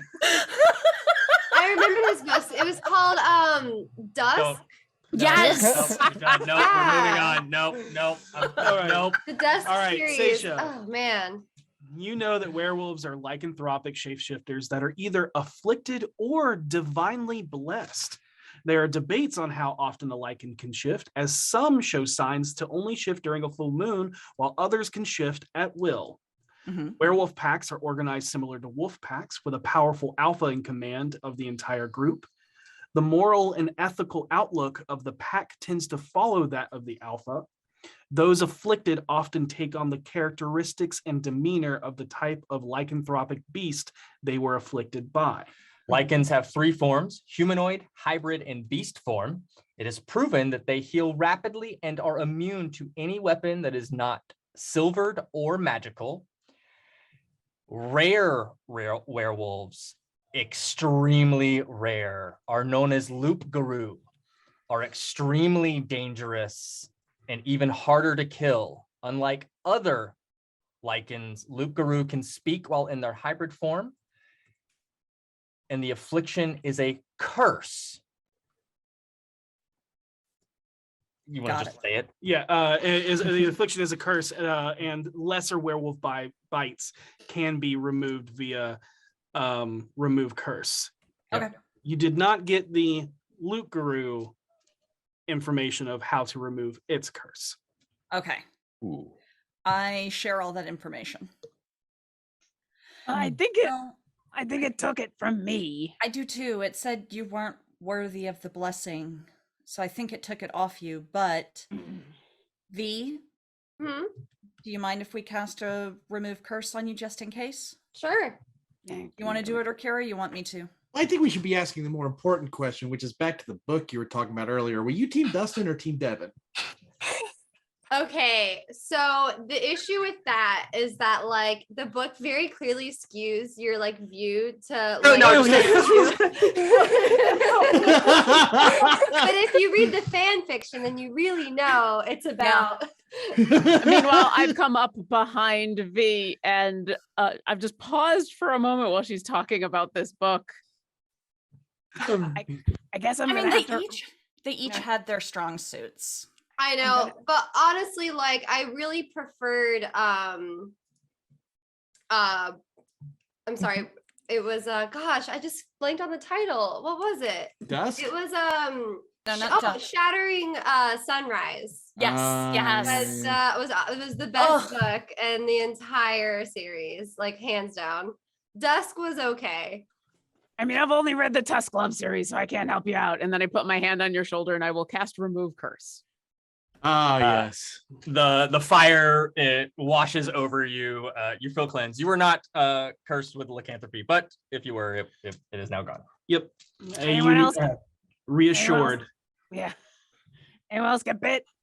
I was only clawed. I think I was bit.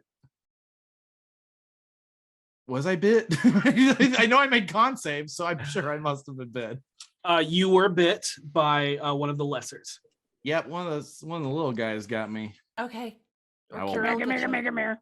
I will pause. I'm walking over and be like, but what if I end up being like a special werewolf? What if I end up like Devin? Listen. No, I mean, if it's anything like the books I've read, you have to be part of a very specific familial lineage in Oh, order to shit. survive that. Yeah. All right, give it to me. Yeah, I mean, if you want to be, that's fine. But No, I feel like when it's no. inflicted on you, that's a bad thing. No, and I'm hairy enough as it is. I think we're good. Are you? I will remove curse on Harold. There's a Yeah. reason Harold doesn't walk around shirtless. All right. Trident will come over and will, Right, and you get bit. he shakes his head. I saw I did Harold without a shirt on once. I didn't realize he didn't have a shirt on for 5 minutes. Yeah, I had to actually shave a little bit after that, so But it's you're more an- groomed these days. Yeah. You're an elf. I'm only The half. half elf. It's The that half strong. strong half. And you Yeah. watch Trident just rip the arrow out of the eye socket. Look at the Harold sees that. Oh God! Puts tell it a in. guy. Pulls the one in the chest out, looks at it. The silver arrowhead has shattered, and so he tosses it to the. Wait. It's not fixable. You can only okay. recover 50% of arrows shot. That's Gotcha. just my flavor text. Fair. All right. There isn't Never- even silver to refix it with. I don't, you know what? I don't care. This has not taught me anything about helping animals in need. I just felt the need to share that information. Okay. I mean, yeah, Trident nods. You did right. So which one was your favorite book? And as Like you Prince guys of continue Persia. talking about these books, where Devin was a pirate werewolf. He was, and it was hot. You have to answer as much as possible. But it isn't too much longer before the day is coming to a close. And a torrent of birds fly out of the trees. You hear another thunderous boom of sundering stone from over 30 miles away. The earth around you has become craggy and rigid with with hard, uneven stone. Pillars of rock jut out of the ground like rusted, broken shards of granite blades piercing up from the earth. As you've been approaching, you've noticed the monstrous cliff face seemingly grow taller into the sky as they turn white with snow and reach beyond the clouds tens of thousands of feet towards the heavens. Now you look on as night begins to fall and see a myriad of lights radiating like dancing ribbons of prismatic light tethered to the spires. It is a beautiful aurora borealis. but something else about it gives you great pause. It doesn't feel malicious, but it does feel very powerful in a way that you cannot describe. However, there's something else you all feel. Or is it that you hear, but not audibly? Something in the back of your mind. You all begin to hear whispers, but especially you, Voss. They are too soft and unintelligible to discern, but seem unending, yet only truly noticeable when you let your mind wander into the silence. However, in the silence, it is cut off by Trident. The Bone Eaters tell tales about the lights, but I can't remember the last time I laid eyes upon them. They say they are dangerous but protective. Hopefully seeing them tonight is a good omen and not a foreboding one. Dangerous how? Rumor speaks of potentially harming those that descend into them. Others say that if you stare at them too long, you go blind. But other rumors say that it protects and keeps the mountain safe. Perhaps it is. And he looks towards V, the wardens continuing their watch even in death.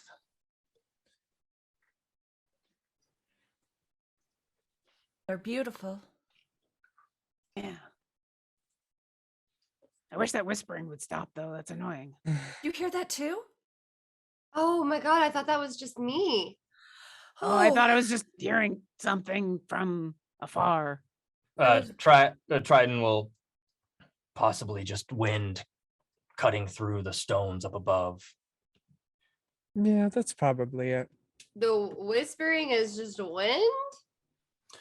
You do remember being in a swamp where there was the singing wood, and when wind passed through certain trees, it sounded like haunting wails.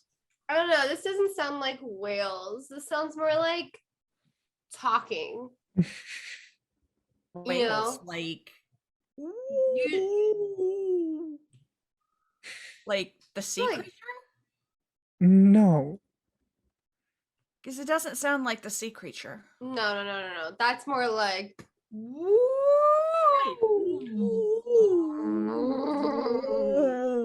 Right. Yeah. It doesn't sound like that. Okay. You're both very good at that.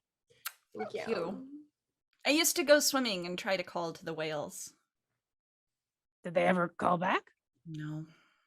No, because they're rude. I did have some dolphins come swim with me though. Dolphins are nice. Whales are rude. I saw a play where there was this like woman in it who could speak to whales, and that's what it sounded like. Mm. Neat. I suppose we should set camp. That can anybody tell what that whispering is saying? No. Nobody can. I was like, what language is it? Do we know? It's so quiet. Yeah, it's unintelligible. Yep. Unintelligible, yeah. Yep. Weren't we warned the people who got close to the mountain? Yeah. They heard stuff. They heard the mountain calling to them. Yeah. Are we being hexed? Finley. It doesn't feel like a hex. It. Okay. I don't know what this is. I'm gonna reach over. I'm gonna touch Seisha on the shoulder. I'm gonna cast protection from evil and good just to see what happens. Okay. Concentrate on it for 10 minutes, and I'm gonna just touch you, and you feel a little bit of warmth. I'm gonna say, "You still hear the voices now?" Do I still hear them? Looking up the spell real It's quick. until the spell ends, one willing creature you touch is protected against certain types of creatures: aberrations, celestials, elementals, fae, fiends, and undead. Creatures of these types have disadvantage on attack rolls. They can't. Seisha can't be charmed, frightened, or possessed by them. And if they were already there, they get an advantage on the saving throw to resist it. Seisha, the whispering, once you try and concentrate on it in the silence, disappears. It stopped it. I was kind of afraid of that, but yeah, So what does that mean? I That think means that. it's the Amber King. I think it's the bad thing in the mountain. It's protection from evil and good. Just throwing the doubt out there. Yeah, whole bunch of angels up in the sky going, "You really shouldn't be there. It's super fucking bad, dude." Yeah.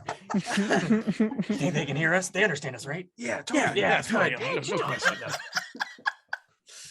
But they're just like ignoring us. I As don't you're know. The sta- last time my god tried to talk to me, it was very loud. I trust them to be super loud. This whispering, usually bad. Usually. Unfortunately, I can only do that to one person at a time for 10 minutes. I can do it to somebody.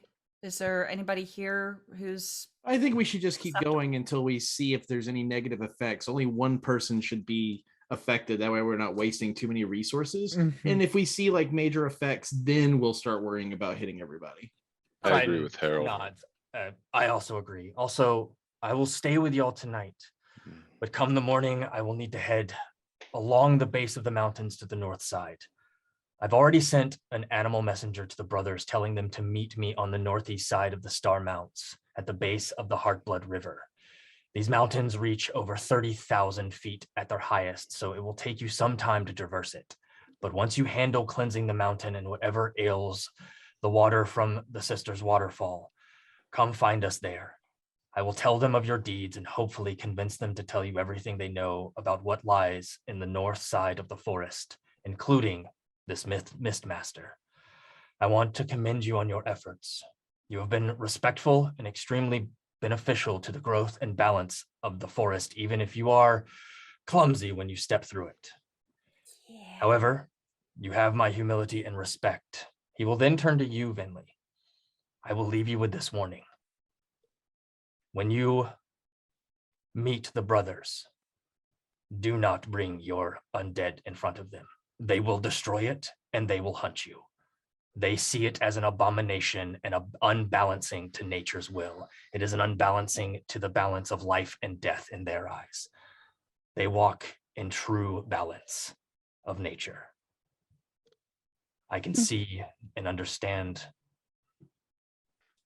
your views and understand that not all are evil who walk the path of necromancy. They will not be convinced so easily. I appreciate that, and thank you for the heads up. They'll remain in their little house. And he'll start, setting camp. He'll walk around and setting snare traps like he does. I'll set bear traps as well.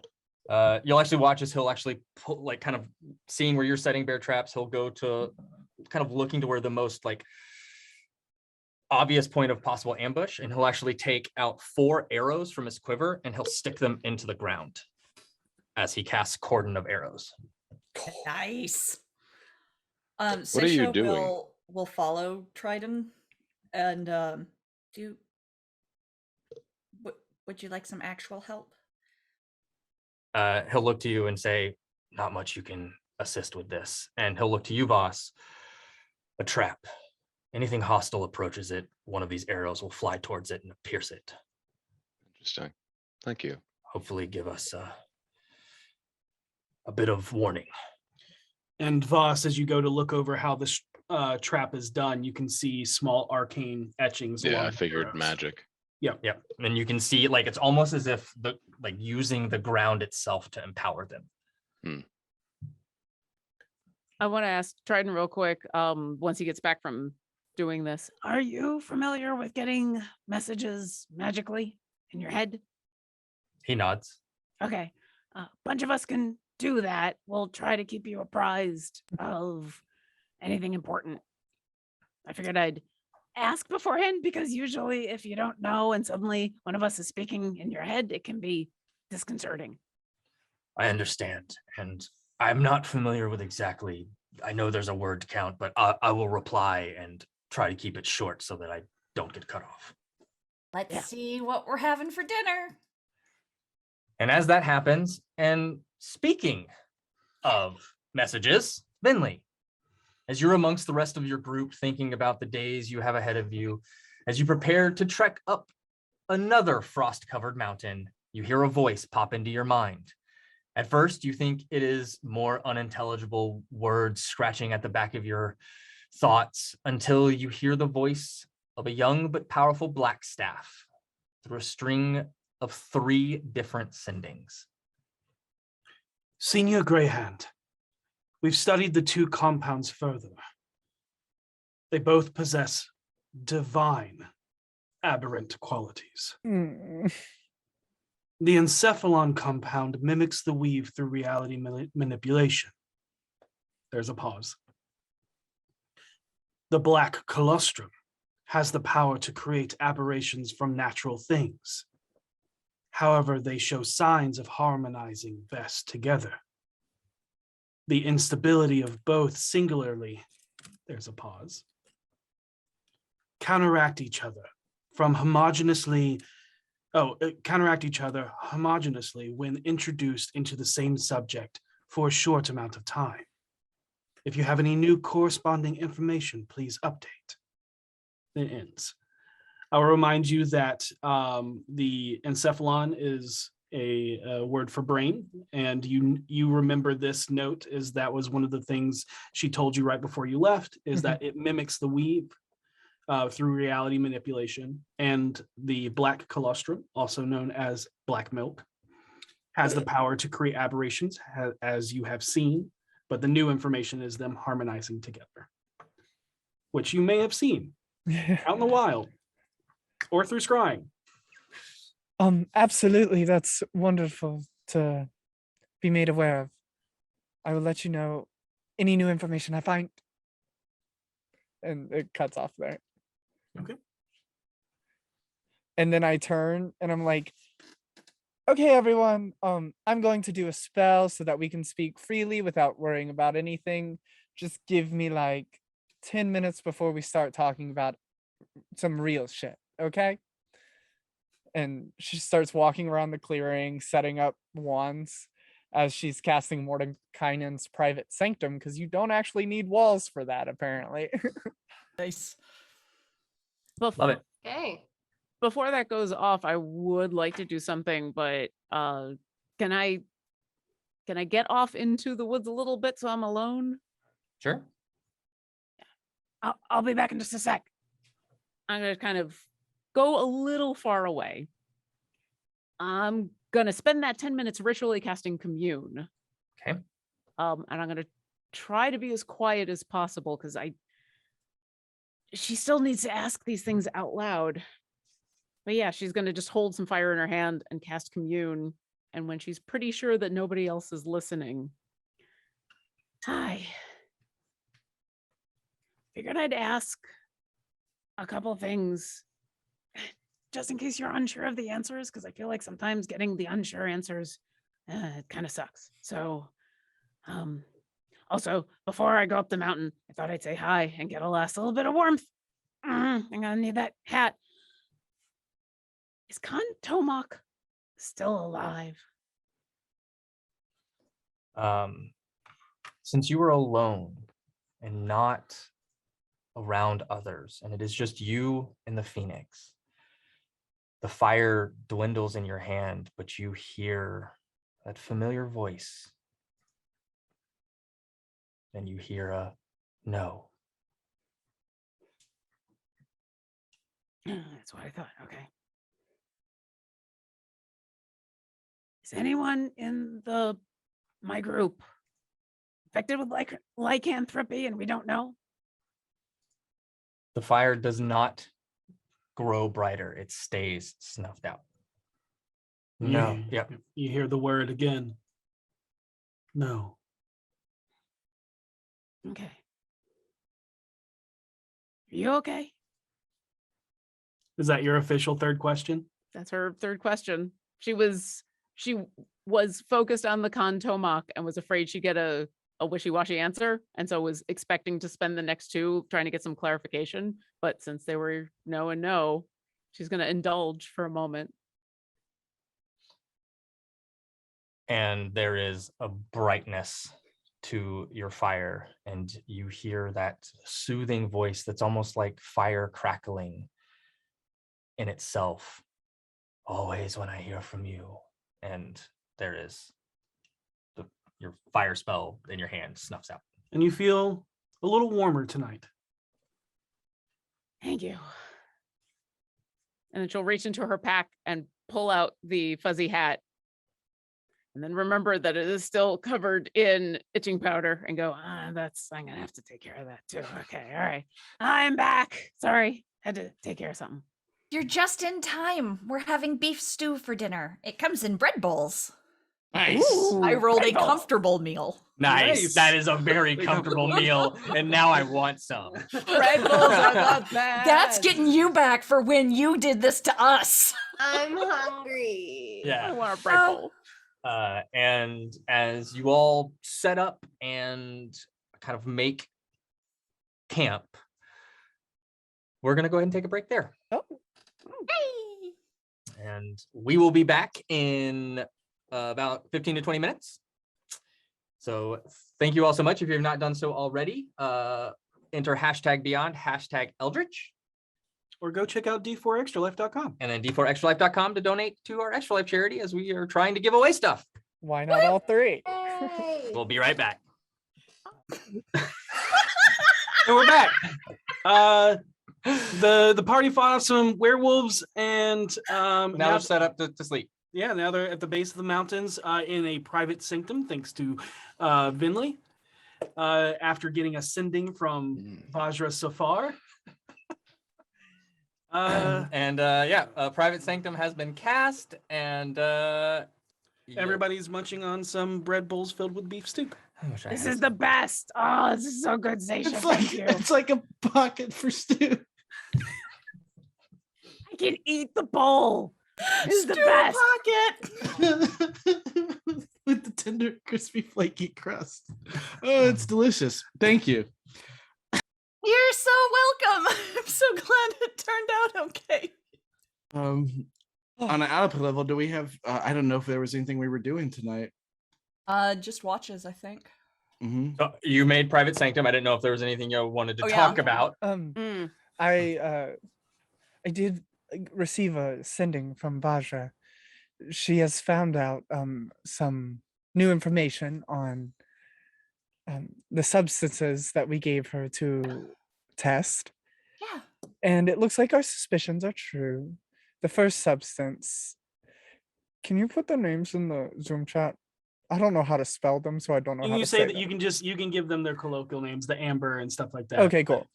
So the amber or the brain kind of uses reality altering to focus arcane weave, something we figured from watching its effects. And then the black milk that we gave her are the things that kind of make the monsters. Right. And if I'm remembering correctly, because the spell takes a lot out of me, if you introduce them both, it kind of counteracts each other for Did she say short anything about the time? silver milk? Not counteract. They They boost harmonize. each other. They harmonize. They harmonize. like each other. Oh, gotcha. Yes, they come together and kind of make everything so much worse. Have they figured anything out about the silver liquid? I gave her a sample of the silver liquid we found on a beer. I don't believe so, not yet. Okay. the liquid you found coming out of the Altar. altar was black. Oh, it was black. I thought it was silver. No, Nope. that was your first encounter with black milk. Well, retcon that then. Mhm. Oh, okay. Well, that's really Yes, and No. I told her that I would keep her up to date on any information we found out. really glad you didn't drink that, Harold. So I am- far, getting real lucky today. And if there's anything we need to discuss privately about our plans or anything, we can do so freely now because nothing will be able to see us or hear us. Do you still hear the whispering in here? Do Do I? we? Look up Private Sanctum. Continue role playing amongst yourselves. Um, So, if we're already potentially hearing things that are coming from the mountain. We should be ready for it to get worse. I'm assuming, and assumption is, but I'm assuming that it's probably going to be speaking in a different speech pattern that I know Petunia speaks. I actually I took lessons. Oh, you did? Yes. Okay, I was gonna say I can speak it for about 10 minutes at a I- time. I or can't use comprehend languages. Yeah. right. I can't necessarily speak it because it's not very palatable. It's more of a written language for people who Right. aren't from Oogie Boogies. But I do understand it now and I can write it. Excellent. Okay, that's good to know. You don't just think they're saying really horrible things to make Oh, us they're really. probably doing the litany that we heard. Well, no, because that's for the Elder Eye. That's not for the Amber King. I don't know what the Amber King's chants would be. Part of me would probably just not want to know. Just Yeah. probably thinks that like if we heard like louder, we'd probably actually I can still hear the whispers just faintly. And Okay. I feel like if we turned up the volume on that, it would probably melt our brains out of our ears. So I'm comfortable at a shut up, I'm trying to hear the play level where we're at now. Okay. That's an interesting way to describe volume. Well, you know how Um, it is. Somebody keeps sitting in the back and then and you hear them I- passing the snacks. It's like, shut up, I'm trying to hear about this. I've only been to one play, but I know I would hate that.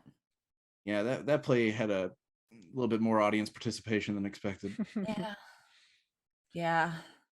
So, as we climb this mountain, we should probably expect this thing to get a little worse, but I'm also kind of curious about how are we going to be able to find our way to the ritual area without Trident? We don't We have have much to of hit a it choice eventually. at this point.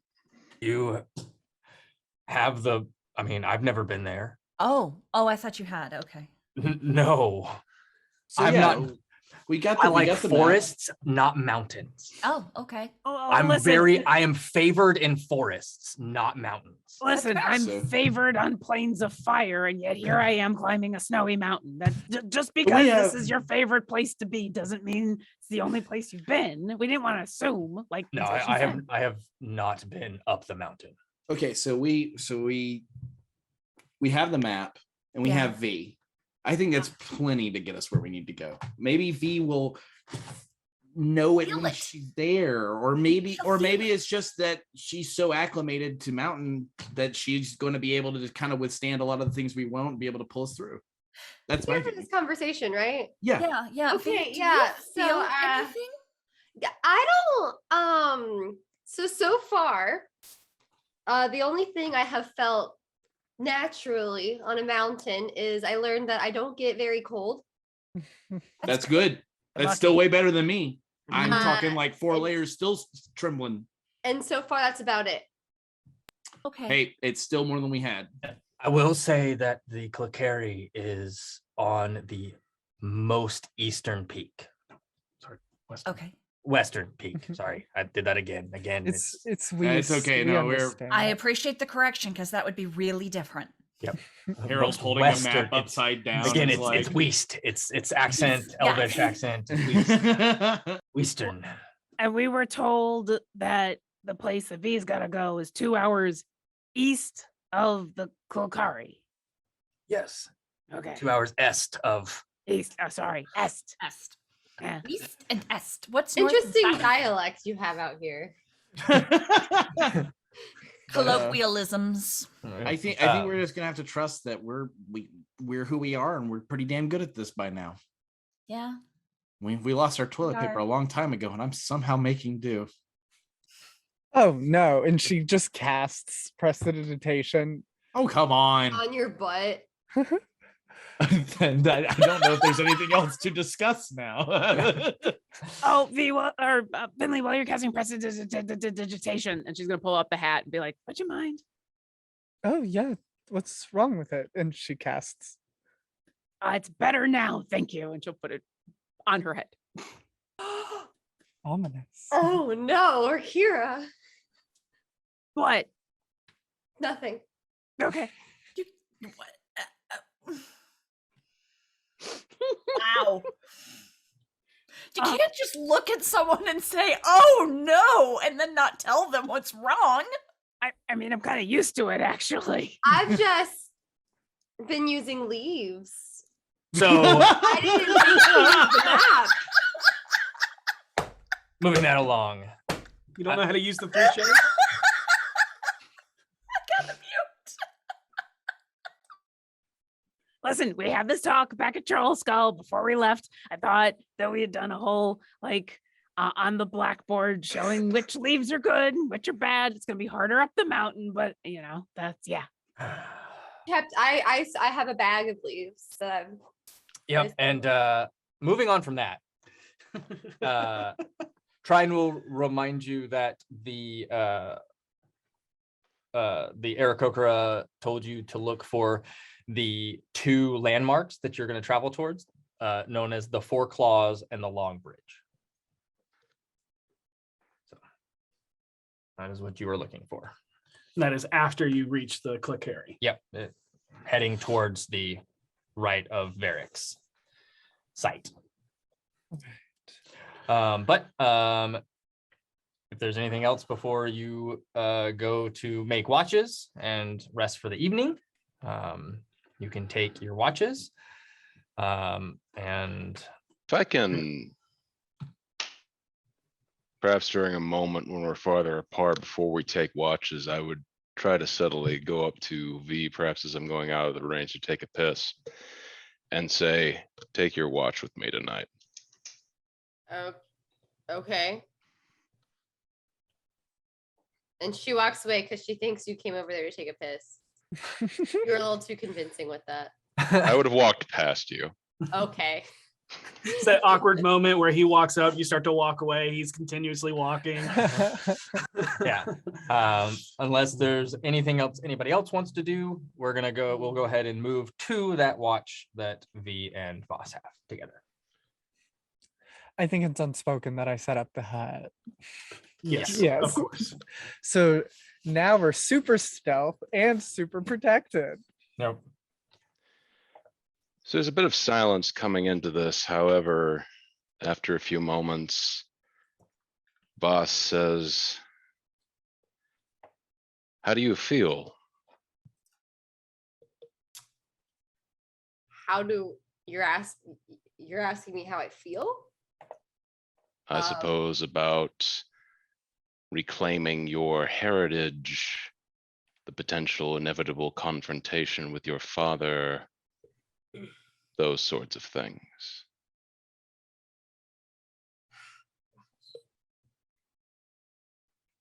I mean, I feel like the most recent thing I felt is I, worry that I have caused maybe false expectations of everybody who lives here on and around the mountain. People keep saying stuff like, oh, the wardens come back and whatever. And I'm just like, if I don't find someone else to be the wardens, I didn't plan to spend the rest of my life out here, protector of the mountain or whatever. So if you find no one, what will you do? I don't know. I mean, I can try to make it as safe as possible and then abandon everybody. I'm not really sure. I'm kind of. And if we find your father, what will you do? You think he'd actually just be out here in the mines and not protected by the city? This is his territory. He has an idea we're coming here. This is the most precious thing in the world to him. I just assumed he would send people. Like, he doesn't do a lot of things in person. What warrior in your father's ranks, aside from himself, could match him in combat? I'm sorry? What warrior in your father's ranks could match him in combat? This is his territory. This is his mountain. We are invaders. He will come here to fight us. There's no doubt in my mind. in one form or another.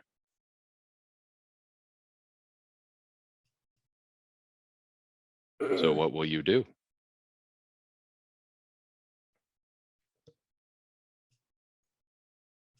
I am not sure. I have sort of just, been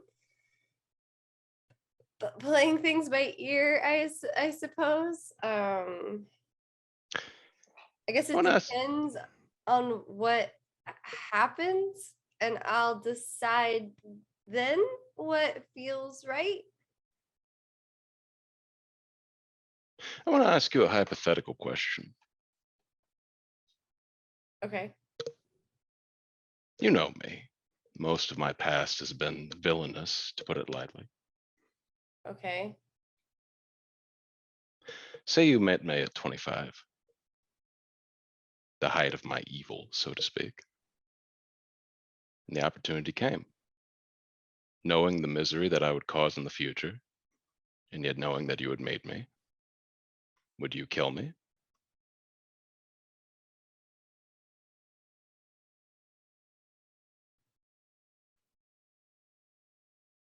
I don't ever plan to kill people.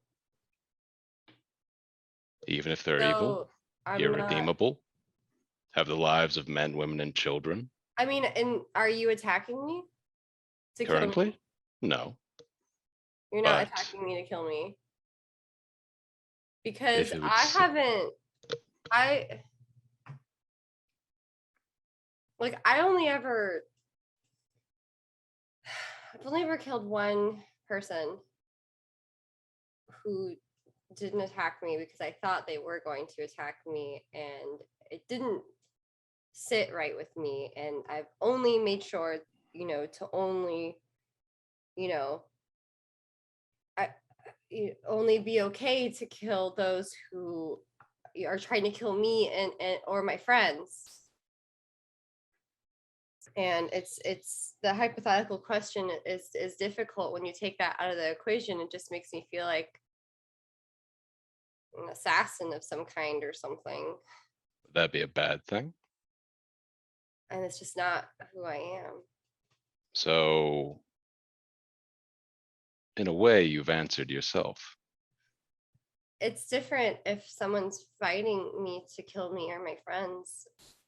So even if we go there and we see all the misery that he's caused, the dark god that he's worshipped, every time someone in the city dies of that harrow dust, he is responsible for that. Every time a monstrosity is born that rips apart pieces of the city, he's responsible for that. And despite all the bodies piled up on him, if he begged for a reprieve, would you give it to him? I can't realistically see him begging at all.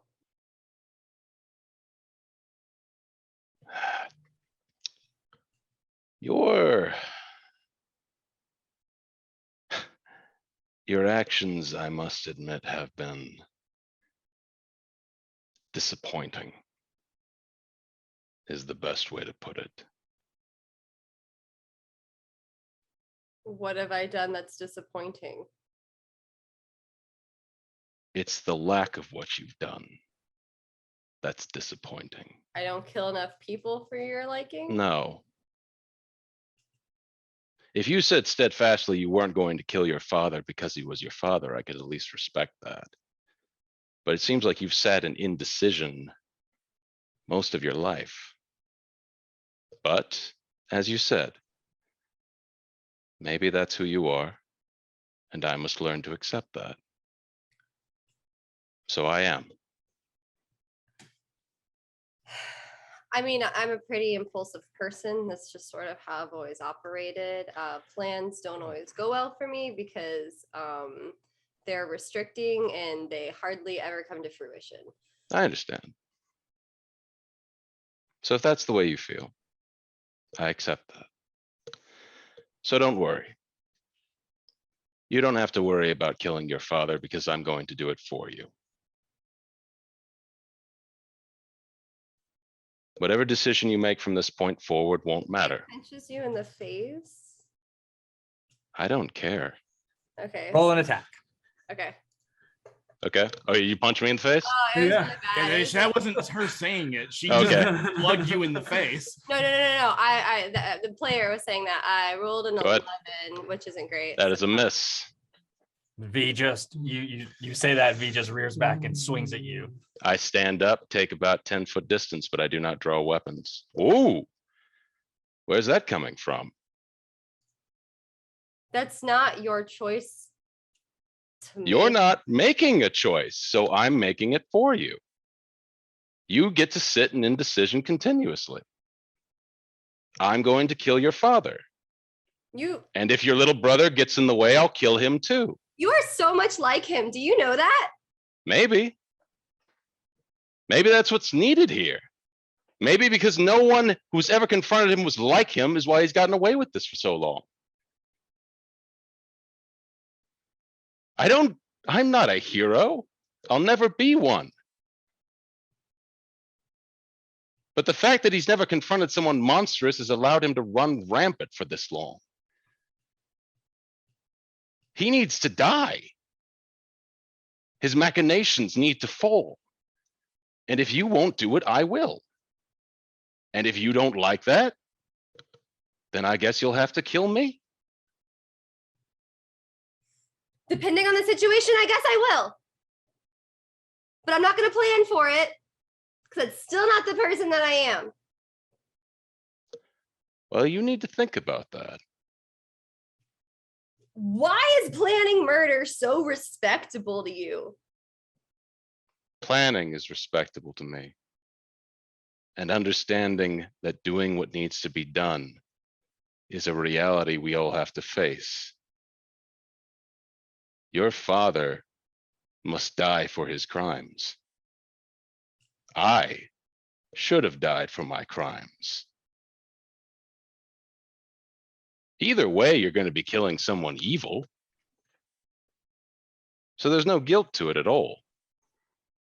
But I am going to that mountain to murder your father.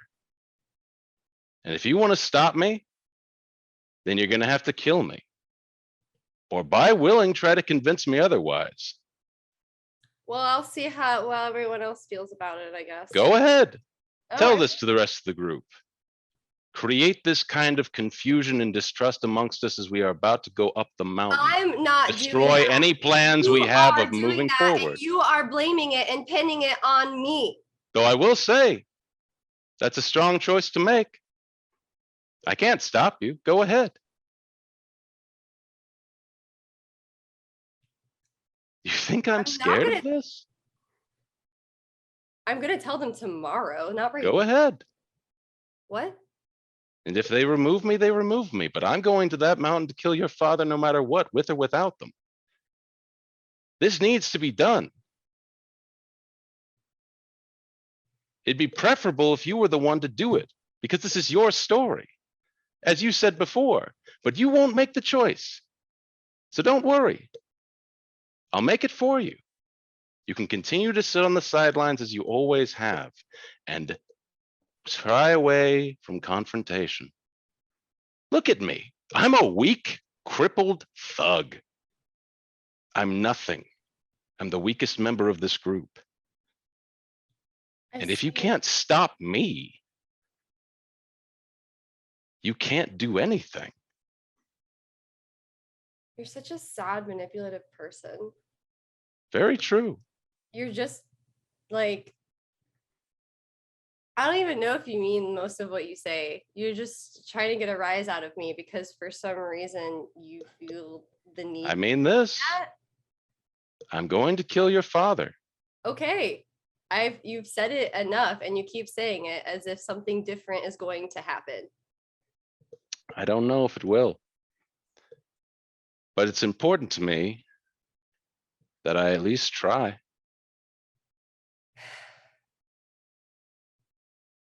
You know, Come. my instincts about you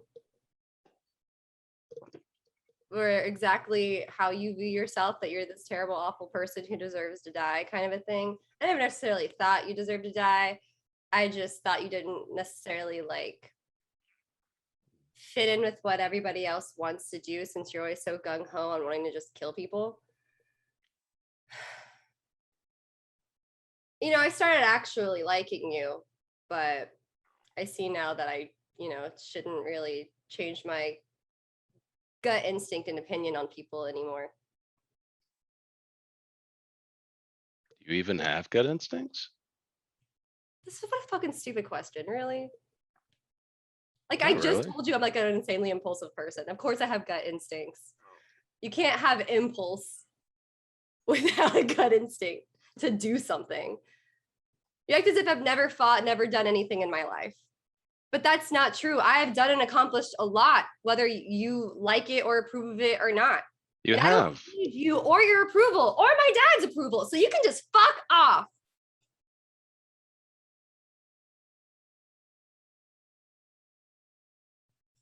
It's strange.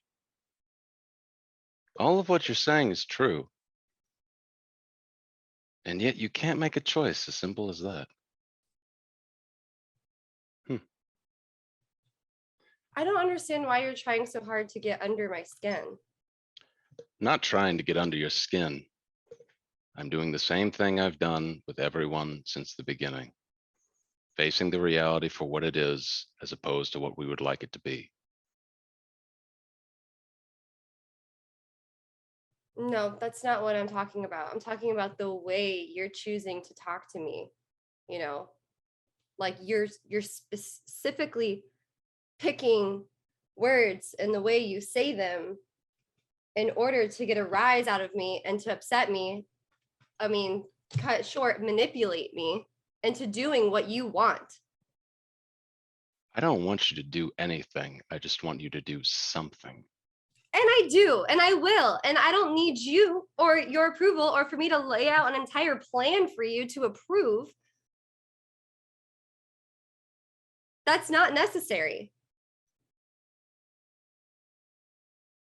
We'll see.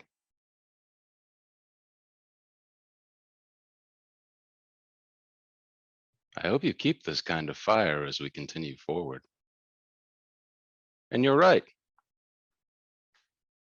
I guess the reason I may pick on you more than other members of the group is because, unlike other members of the group, you haven't made what I would think is a repugnant deal yet. Oh, like with like a magic other being or something? You say that so flippantly. What do you mean? I mean, I know you have an issue with magic and gods and just things that aren't tangible. It's not the things that aren't tangible. It's things that wrap you in chains.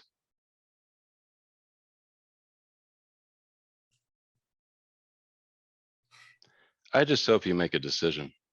Tell the group if you Why- want. It doesn't make a difference to me at this stage. Let them confront me, let them kick me out, send me back. It doesn't matter at this point.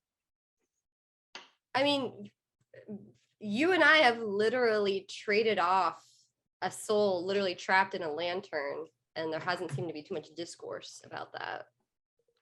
It's literally in your possession now. I take it off my belt. Oh, so now conveniently you need to, okay, yeah. Now that's been pointed out to you. I didn't know that. It's a ghost lantern. I didn't know what it was. I take it to the edge and I fling it into the abyss. Just so you know, you're still on the base of the mountain. You haven't started. Okay, wherever I can go on it. Just chuck it somewhere. Yeah. Take it into the woods. Yeah, you can just chuck it into the woods.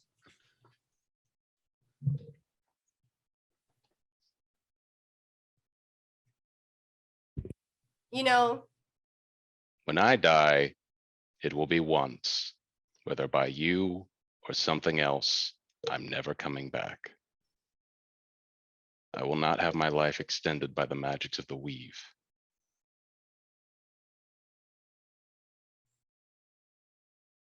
I won't bow and scrape to a god for a reprieve or mercy. You're right.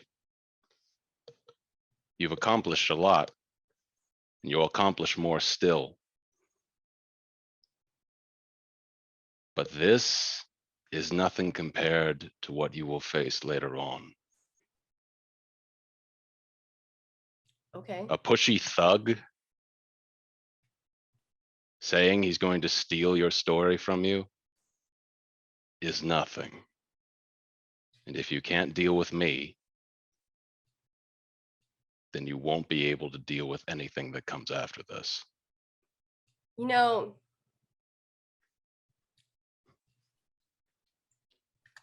my father will die someday. Somehow, probably killed, maybe by me, maybe someone else. But I can tell you, it's not going to be by you.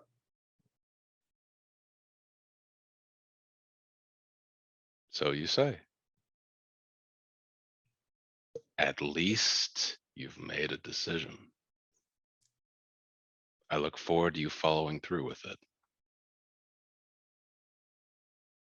And I'll keep quiet for the rest of the watch. And keep my bunk about 40 feet away from hers. Just so you know, that makes you sleeping outside of the tiny hut. I'll take that chance.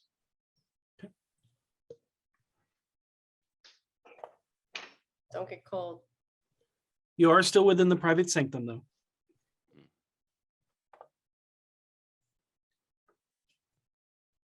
And as V is left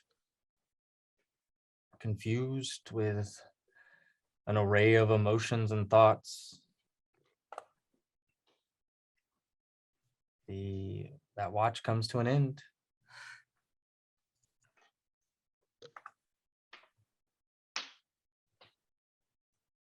And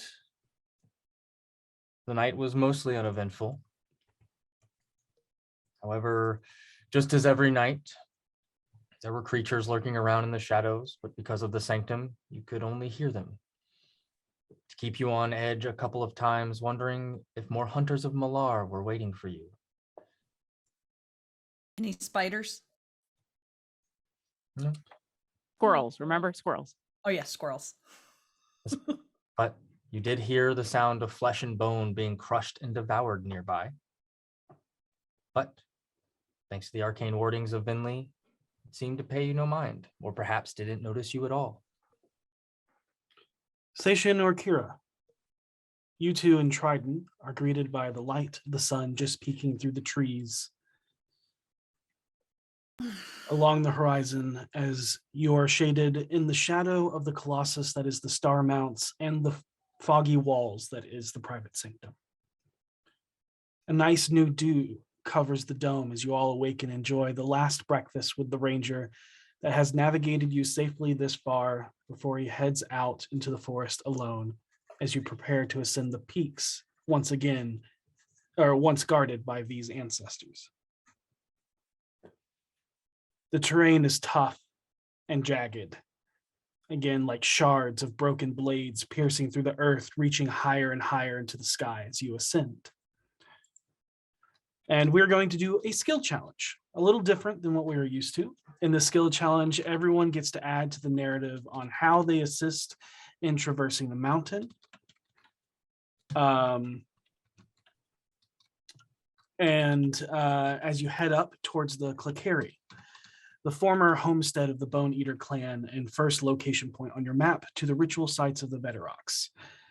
You will be ascending over 20,000 feet over a grueling 10-day, pushing yourselves through the terrains and climates worse than that of the mountain in the dog book. So the DCs will range between moderately difficult to very hard, depending on your use of the skill presented. The only rule is only one skill can be used for the group along the way as a representation as your group's best effort in that skill, aided by the person with the best ability or best course of action in their planning. Before we get into this day, What equipment does everybody have for extremely cold or mountainous areas? Well, I know Whatever we- Orkira has a hat of itching and a coat that has wing cutouts. I have some cold defenses naturally. Yeah, you're fine. Be you good. You don't even got to put on a jacket. We did say before we left Waterdeep that we all bought winter's cold weather clothing. gear. I do Yeah. remember You all that. do have winter's gear. That is correct. And I winter's have- clothing negates the need for hourly con saves versus exhaustion Woo! in extreme weather. Doesn't mean that it negates all con saves, just Right. the hourly one from extreme cold. Yep. And anything else? I have- literally an inexhaustible font of fire and the ability to use it at all times. I happen to have a potion of climbing, Okay. just in case things get a little too sticky. I Okay. have 3 potions of climbing, a climber's kit, a potion of water breathing, just in case. Just you never know. Just in case. Yeah, and 3 alchemist's fires. Okay. Uh, I have a potion of climbing as well. And I also have 3 pairs of socks, so I'm doubling up my socks to keep my feet warm. okay. That'll be included in your winter wear. Yes. I've Um, also- The socks that I bought at the very Important beginning, detail. just for the record. Yeah, the They're purple not ones. clean. So the That's climbing gear and potions of climbing will gain advantage to any climbing checks that are necessary if it so comes up. Yeah. Also, your climbing speed is equal to your walking speed instead of difficult terrain. The potions of climbing last for 1 hour, just so everybody knows. The climbing gear is as long as you wear it. So after a very tough emotional night for at least 2 of you, what is everybody's mental disposition this morning? Ooh. Considering I don't know what's going on yet, everything's fine. Things are great. We're making our way. I'm focused more so than I have been any day previously. V is really quiet and seems not like angry, but just sort of like I don't know the right word for it. Not like upset. Irritated? Frustrated. Perturbed. Maybe, I don't know. I guess We'll just say lost in your thoughts. For yeah, we'll say concentrated on something. If can I make an insight check on her if she's acting weird? Because my passive is Insanely high, 17. yeah. So I would want to make an I would say your accurate insight passive check. picks up that she's lost in her thoughts, and Okay. that might be because of what you guys are about to do. That is very explainable as to her reasoning. To be quiet or not her normal self is Right. she's literally about to climb. Right. As we're breaking camp, Seisha's gonna go over to her. Hey V, Yeah. What? Yeah. you're gonna do great. Thanks. Mm-hmm. You all right? Like climbing this mountain is the least of my worries. Getting you guys up the mountain might be a little That's a more- good worry because I do not have a good track record with mountains. That's true. Yeah. All right. You seem a little distracted, and I wanted to remind you that you're going into your element. Do You're you gonna be think great. that my dad will be at the actual mines? Because most of what I've thought about is just how this whole situation would be about crippling him. Your father told me a story about somebody who was stealing from a dragon's hoard. And they took a ring and they took baubles at first. But then one day they took a coin and the dragon reacted. And it said, all this time you've been taking trifling items that meant nothing to me. But now you're going after what's precious to me. I think he'd be there. If he has any idea we're heading this way, he'll come out because that is his gold coin.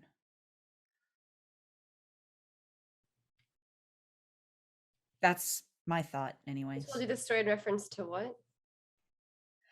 When I met with him I was supposed to meet with your mother and he showed up instead. Right, yeah. When I was interviewing him, he told me that story and he made it very clear at the end of the story that we hadn't hit him. I'm sorry to say this. We hadn't hit him where it mattered. This matters. I think if he knows we're heading this way, he's going to be there. Okay.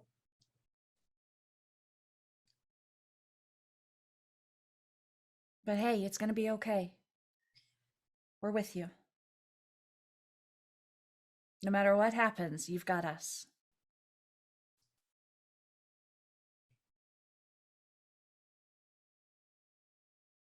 Okay. You sure you're okay? Yeah, I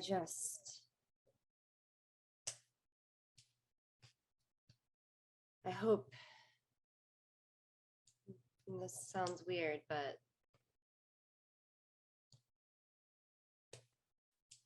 part of me just wants,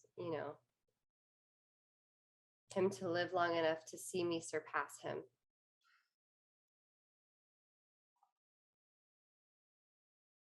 Take everything from him. I think dying would be easier for him than I losing know, but that's everything. too good. It'd be easier than losing everything. If he lost everything, that would be so much harder for him to deal with than just dying. I know.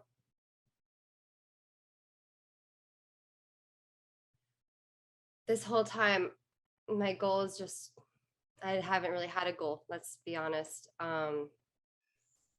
It's okay. But if I did have one when it comes to him, because I guess I have to at this point, I just want him to suffer. Well, I want him to hurt. And I want him to recognize the pain that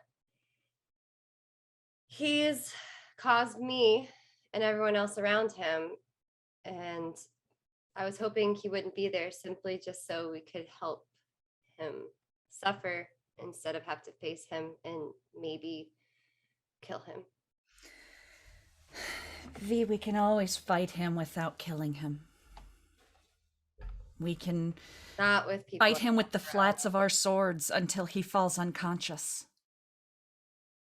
We don't have to kill him if you don't want to. We're here to follow your lead. You're the leader right now. If one of us were to try to kill him, would you help me hold them back? If that's what you want, absolutely. Last night, Voss told me that whether I like it or not, he's going to kill him. And did a bunch of patronizing at me, basically, talked to me like a child, just like my dad always did. He did it on purpose to try and make me angry and I don't know, tell me it was my birthright to kill my own father or something, something he would say. You don't have to do anything Voss tells you to do. Oh, I know. I'm not listening to him. It's just more of how to get him to not kill him before I'm done. If we encounter your father, we'll try to non-lethally put him down. If Voss goes against that, I'll get between your father and him. Thank you. I understand the importance of eliminating, the people who just do nothing but cause harm and pain to others. But like, and I know this is such a selfish, I feel like it's more selfish of me to not kill him simply just because that's not the right kind of pain I want him to experience. Death is easy. Surviving is hard. If he is really going to pay for what he did, he needs to be alive.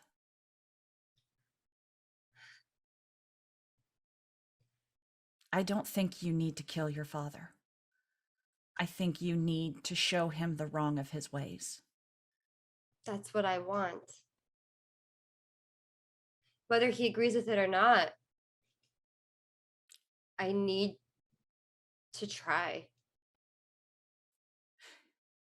Like I said, you're the leader. You tell us how you want to play, and we will play. Okay? Okay. All right. Thank you. Bring it in. Free hug, Seisha. She gives her a big hug and goes back and starts helping break down camp. All right, cool. It's pretty simple since it's just a bunch of bedrolls underneath the tiny hut. But if we're moving it along, who wants to take the first skill challenge and what are you doing?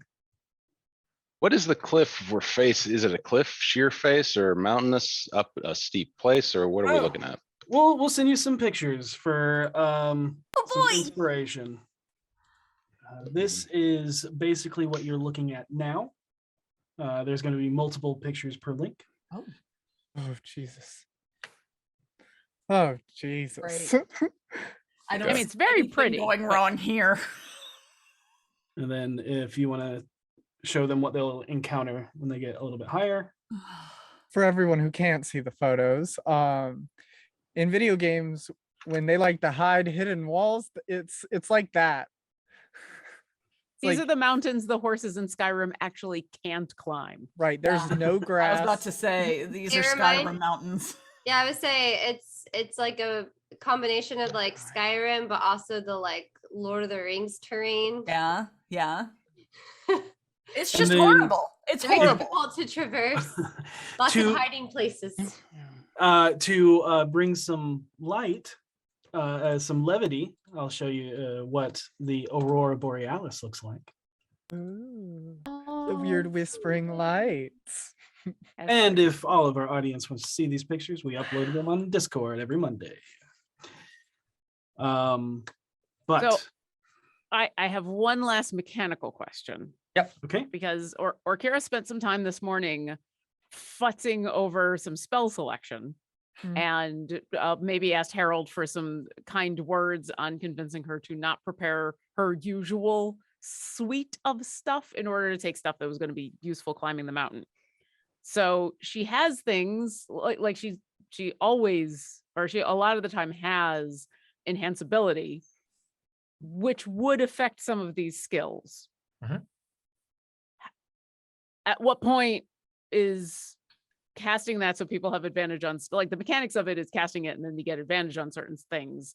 Like what's the fair way of going about this? if you guys want to do things to let the person making the roll have advantage because you're working as a group or using arcane, stuff like that, that is fine. This is over 10 days. Okay.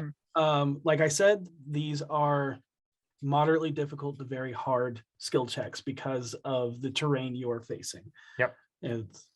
But once you roll that advantage, that's it. Okay. You don't get a second chance at that particular skill. So Jesus. Orkira will let you all know kind of, I guess the in-game way she'll do this is I prepared a bunch of stuff that I think is going to help with like climbing and looking and everything that we want to do. And that includes, Penelope actually taught me this one. It's called Freedom of Movement to actually help with like things get really bad, but I can only cast that on like one person at a time. And I took Stone Shape again because I figured, there might be times where we want to just make some of the mountain easier in little chunks, but you gotta let me know. Okay. Of course. We'll let you know. I also have prepared Fly for today, everyone. just in case one of us can't get up. And Featherfall, right? You prepared Featherfall. Absolutely. Okay, That good. reminds me, Okira, Also, oh, sorry. go ahead. Also, if there's any time anyone has struggled climbing up or anything like that, I want to use athletics to help pull people up. We'll get to that when it is your turn to use your skills. But I meant to Voss, ask this last night. Okira, how do your wings made of flesh and scale hold up in the cold? Mm. I mean, the wings are fine. It's more of a, I just hate it, but they'll be fine. I'm more worried about the wind. I know we were warned back with the Aarakocra. They said the winds get really, really bad. So I'm going to try to be very, very cautious. I'm probably going to just be staying really close to the side of the mountain and just using them to help more than anything. Because I feel like if I get swept away by that, yeah, it's going to be bad. Well, sorry, I don't mean to butt in, but Yeah.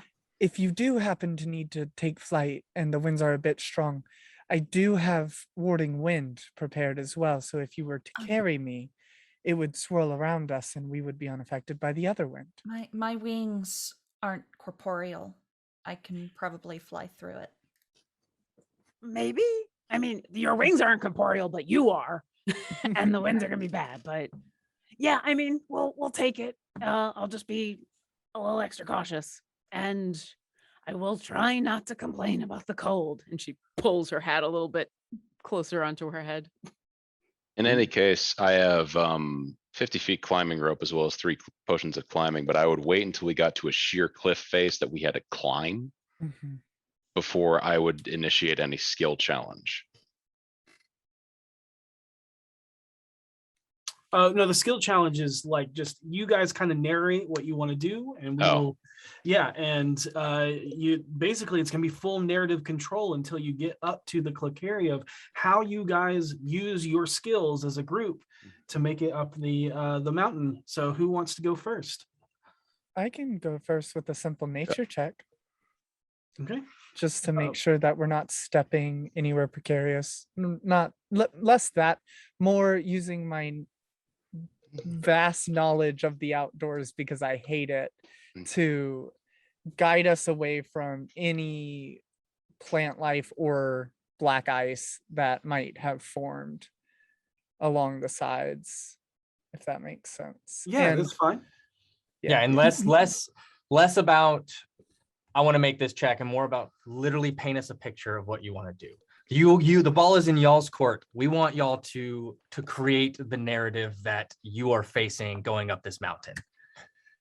But you want to make a nature roll and everybody's working together, you can do so with advantage. all right. Now, if you look here to your left, you can see a vast 21. The Uh, vastest. You are successful, so narrate us how you successfully use nature in your way up the mountain. I think I definitely keep a very big eye out for any leaves that are either poisonous or could cause rashes due to the subjects that were discussed the previous night to save us the trouble from being uncomfortable while we climb. And I think she points everyone into a direction of like almost not thermal vents, but she sees from a distance kind of like, oh, that steam isn't from the sun. We should probably make a little detour this way to be a little warmer, just based purely off of my book knowledge, and I hope it's correct. Over the next, like using that knowledge over the next few days, you start to notice signs of past nomadic tribe of Goliath runes etched into stone, trees bent in odd S shapes, and cairns of large, heavy packed stone that actually lead you down easier paths or to small watering holes where you can refill water skins and other things like that. I'll go next. Okay. I am going to use insight. And basically, Seisha watches the wildlife, especially the mountain goats, and she studies their movements. And using insight, she's able to predict their next move from their body language and their mannerisms. And so she watches the way they move across the rocks and uses that as an imprint for where we step and where we move. Okay, go ahead and roll insight with advantage.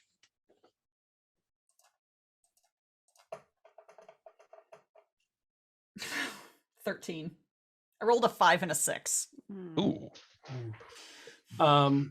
Narrate for us how you fail. So she's successful at first picking out a few moves, and Seisha is moving along and showing people where to step, but she gets overconfident. And at one point she kind of makes a jump and her foot slips and she falls down an incline probably about 15 feet and lands with a thud. And she just slides down the hillside basically and lands with a thud and kind of looks up at everybody and says, okay, that could have gone better. Maybe we'll stick with Venley's route. That seemed to work better. It was working at first, so you don't take away all your credit. Ow. All right, I'll meet you guys in about 5 minutes. Oh. Okay. I don't mind going next. No, go ahead. I'm going to use performance. Okay. You see, as we are traversing the spires and moving across these hilltops, it's not long before some semi-intelligent creatures corner us, back us into the corner with small spears. And as we all seem ready all at once to do battle, Harold takes a look around and looks for the peaceful way out and begins to play a tune on some icicles hanging off the sides of one of the things. And as he continues, he makes up a performance on the spot, a percussive performance that impresses them so much they Well, can't we'll see. help. We'll Hopefully. see. Hopefully it'll impress them. Was that with advantage? If other Yes. people will help me by Oh, I'll taking perform their with armor and shit. That or Kira enhances your ability of Yeah. charisma. Okay, I can so also use any of my cantrips to make special effects. I feel confident with my 32. It's a beat Yeah. we can't get out of our head for weeks. Everybody's like, Yeah, singing it's actually along. like it's a band of bandits actually who have moving up the mountain who were like hopefully like looking for a few like maybe like some ruins or something, looking for stuff as they like are climbing up, and like you happen to just come into a cave where they've camped out. And you end up just staying the night with them and just partying throughout the night as you all share ale stories. And they're like, "I'm sorry, man. It's all good. It's all good, man. Hey, we're all trying to make it."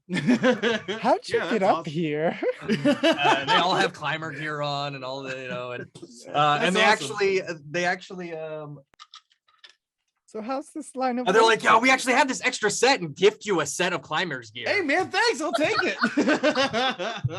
Yeah, that's perfect. Okay, cool. That'll be what Harold does. I'd like to play off of that just a tiny bit. Orkira this whole time I think is continually in a little bit of Overwatch mode, and then is just trying to be the assist that she is. And in the same way that Vinley was looking out for like dangerous plants and dangerous animals, and as we're hanging out with these bandits and like the next morning, she's watching out for little nicks and scrapes and cuts and problems that could blossom into something worse. So like someone who has nicked their elbow on a rock and they don't think it's going to actually be too bad, but she'll recognize that, oh, this is going to affect how much you can reach for something. This is going to get in your way of seeing the next handhold that you have to grab. And so like before we leave these bandits, she'll take some time and look over them as they're getting ready to go down the mountain and be like, oh, let me help you with that. Let me just patch this up. And I'm hoping to use medicine as a way of like this. She's just keeping her eye on how everybody is doing. Oh, maybe now's the time we should take a break. You need to have some more water, that kind of thing. I can definitely assist you with that. Let's see what happens. Oh, I rolled 2 19s. Nice. That's a Destiny. 28.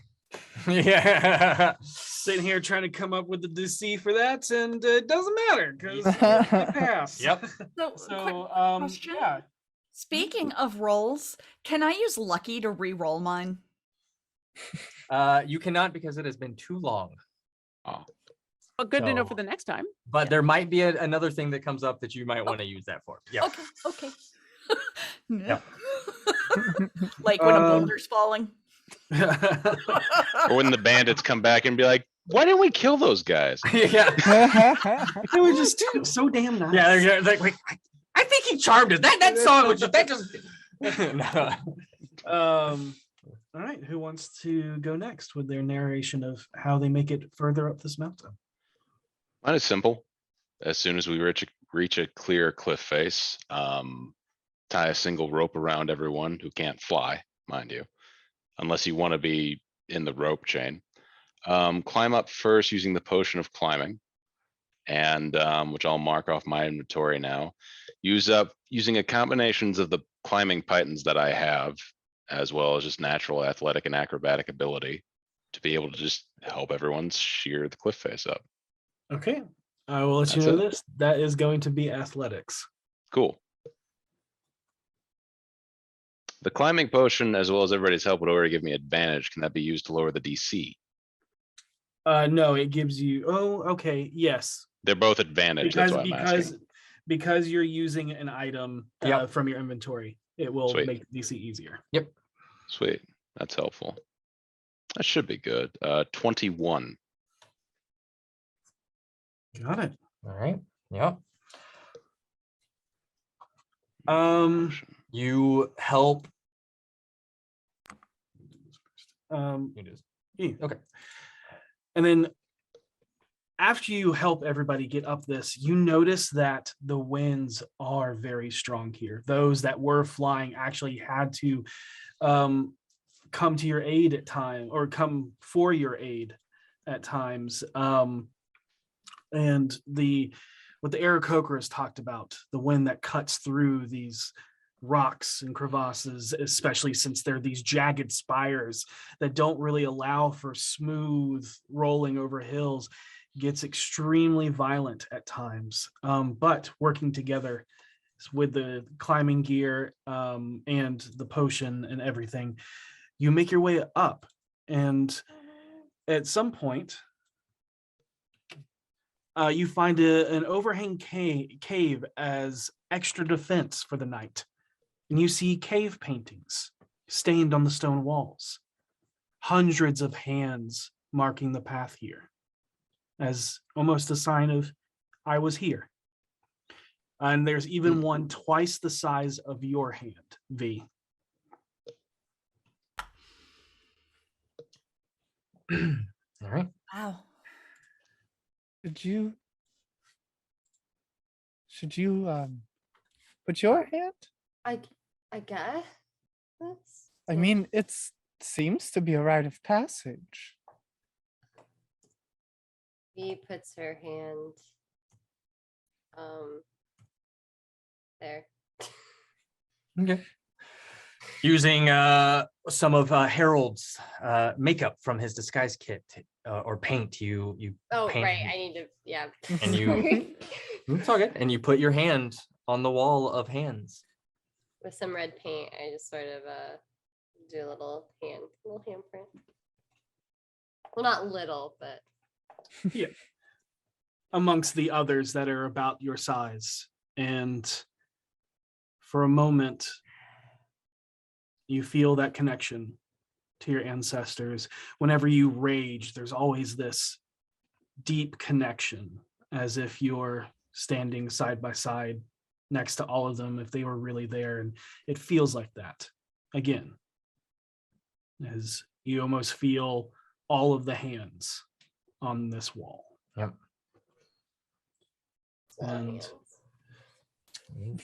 what are you doing? How are you aiding in this climb, this trek of the mountain? okay.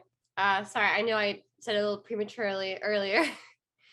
But The only thing is that Voss just used athletics, so you'll have to use something else. I don't have any other good skills. Okay, I have intimidation and I have perception and persuasion.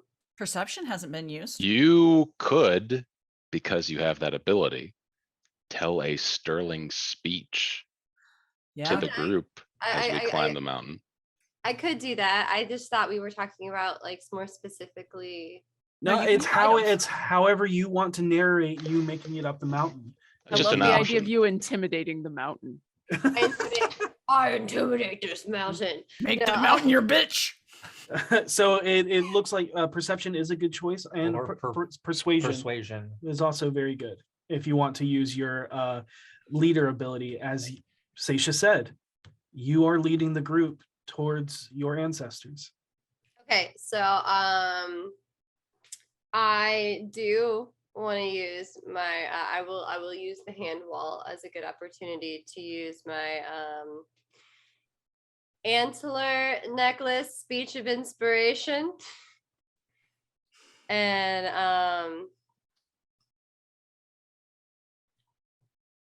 so after putting the handprint on the wall, you know, V turns around to address everybody and says,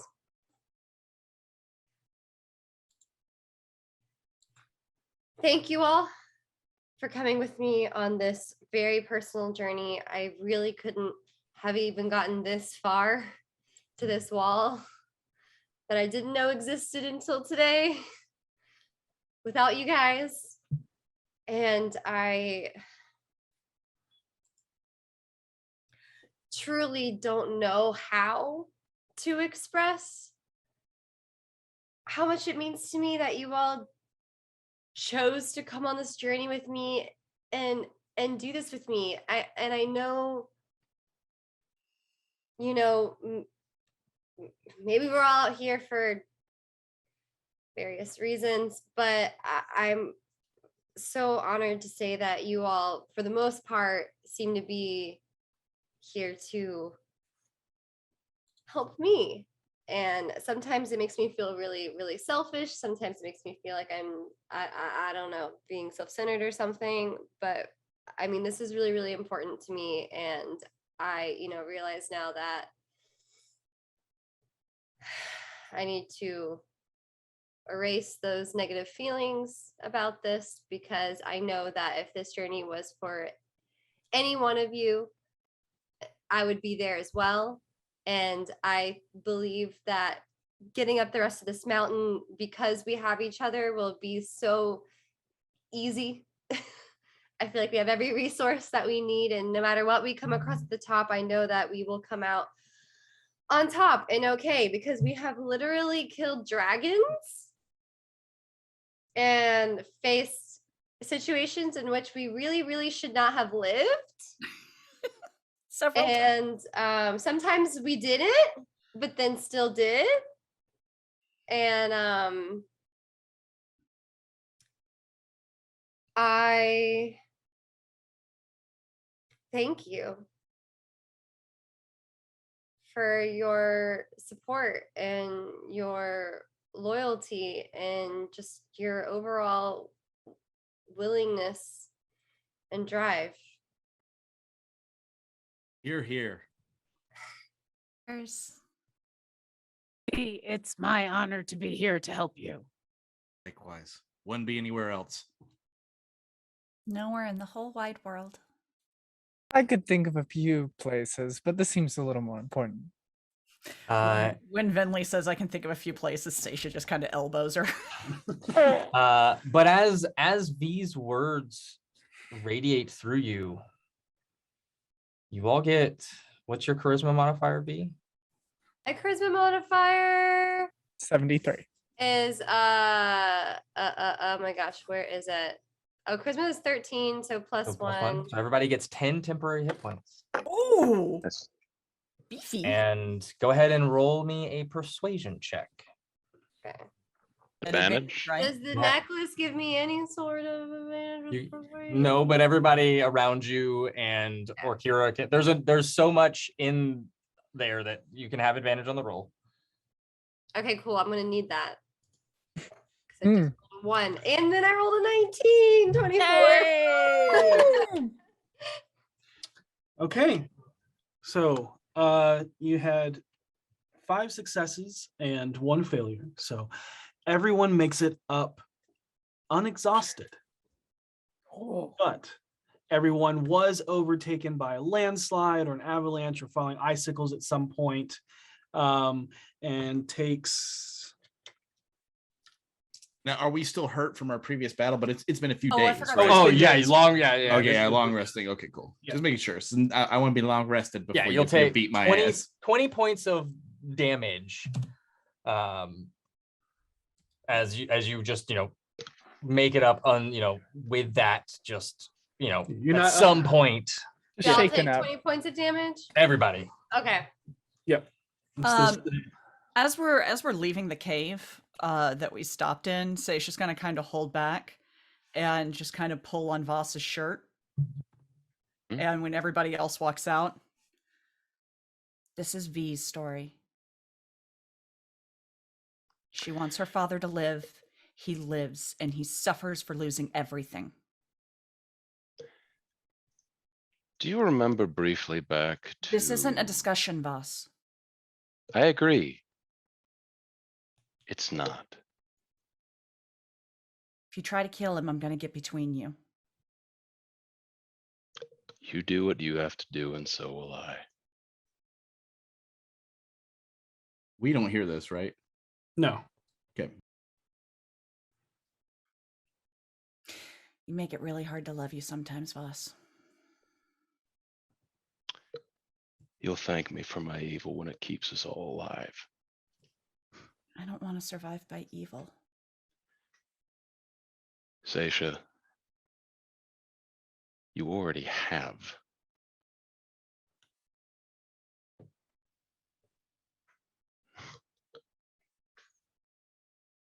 See you at the top of the mountain. Mhm. and she goes back with the group. Okay. Then everybody makes it. With Get there. the days have been long, cold, and treacherous. You know, if it weren't for Vinley's tiny hut, your winter clothes, and Seisha's bag of bounty, as well as everybody's group efforts, everyone but V would be on the verge of death from exhaustion. It is about lunchtime when you finally see the first location on your Aarakocra map. Dug into the spires at the top of the mountain, you see multiple holes from carved out and embellished natural caves.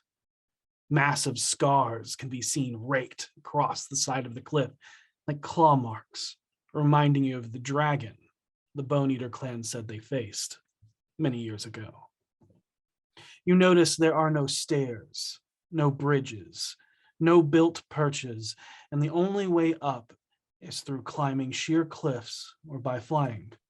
However, the wind here is violent and cuts through you like a knife as it tries to rip your clothes and items from your body.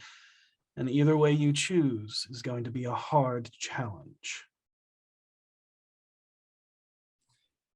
But you know, you would get an extremely good vantage point.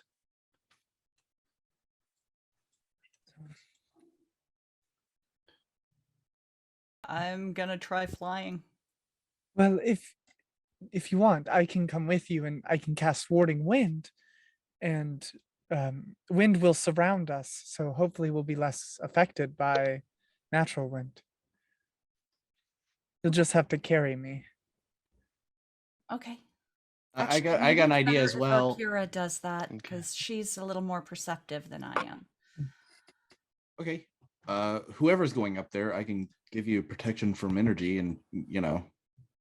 maybe that'll help with the cold. It is freezing up here, right?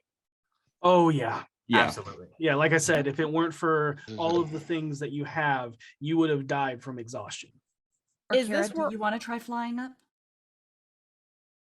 Yeah, I mean, real quick question. Are we trying to get up there simply just to get a really good vantage point? Or are we all trying to get there?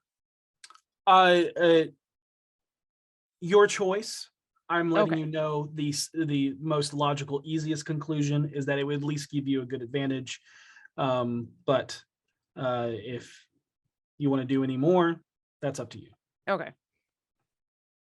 Yeah, no, I definitely want to go up there and try to get a really good look around, look at the map, try to see if we can see where we need to go next, or if there's anything around here that we want to do. Do we all want to go? Or do just a couple of us want to try and then come back down? Why don't you go up and see what it looks like? And if it seems like it would be a better path for us, then we'll go up as we I can. can go. That's actually a good point. Yeah. Actually, that's a really good point. V can climb it. I will walk over to V.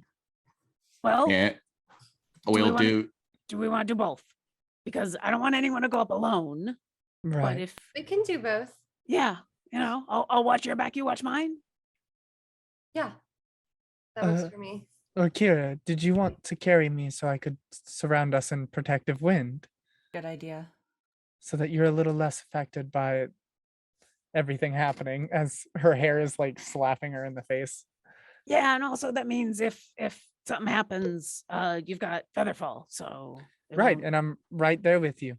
I will give V our patented fist bump, and that will give her some bardic inspiration.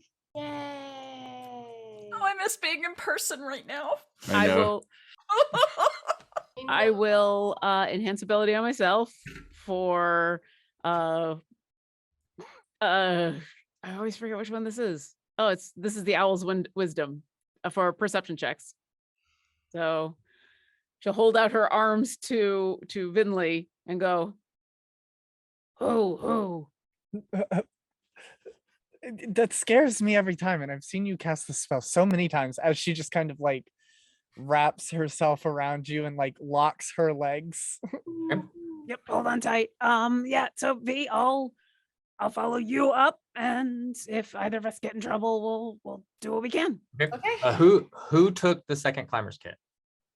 Uh, I have one of them. I would have, because God knows I need the help. Okay.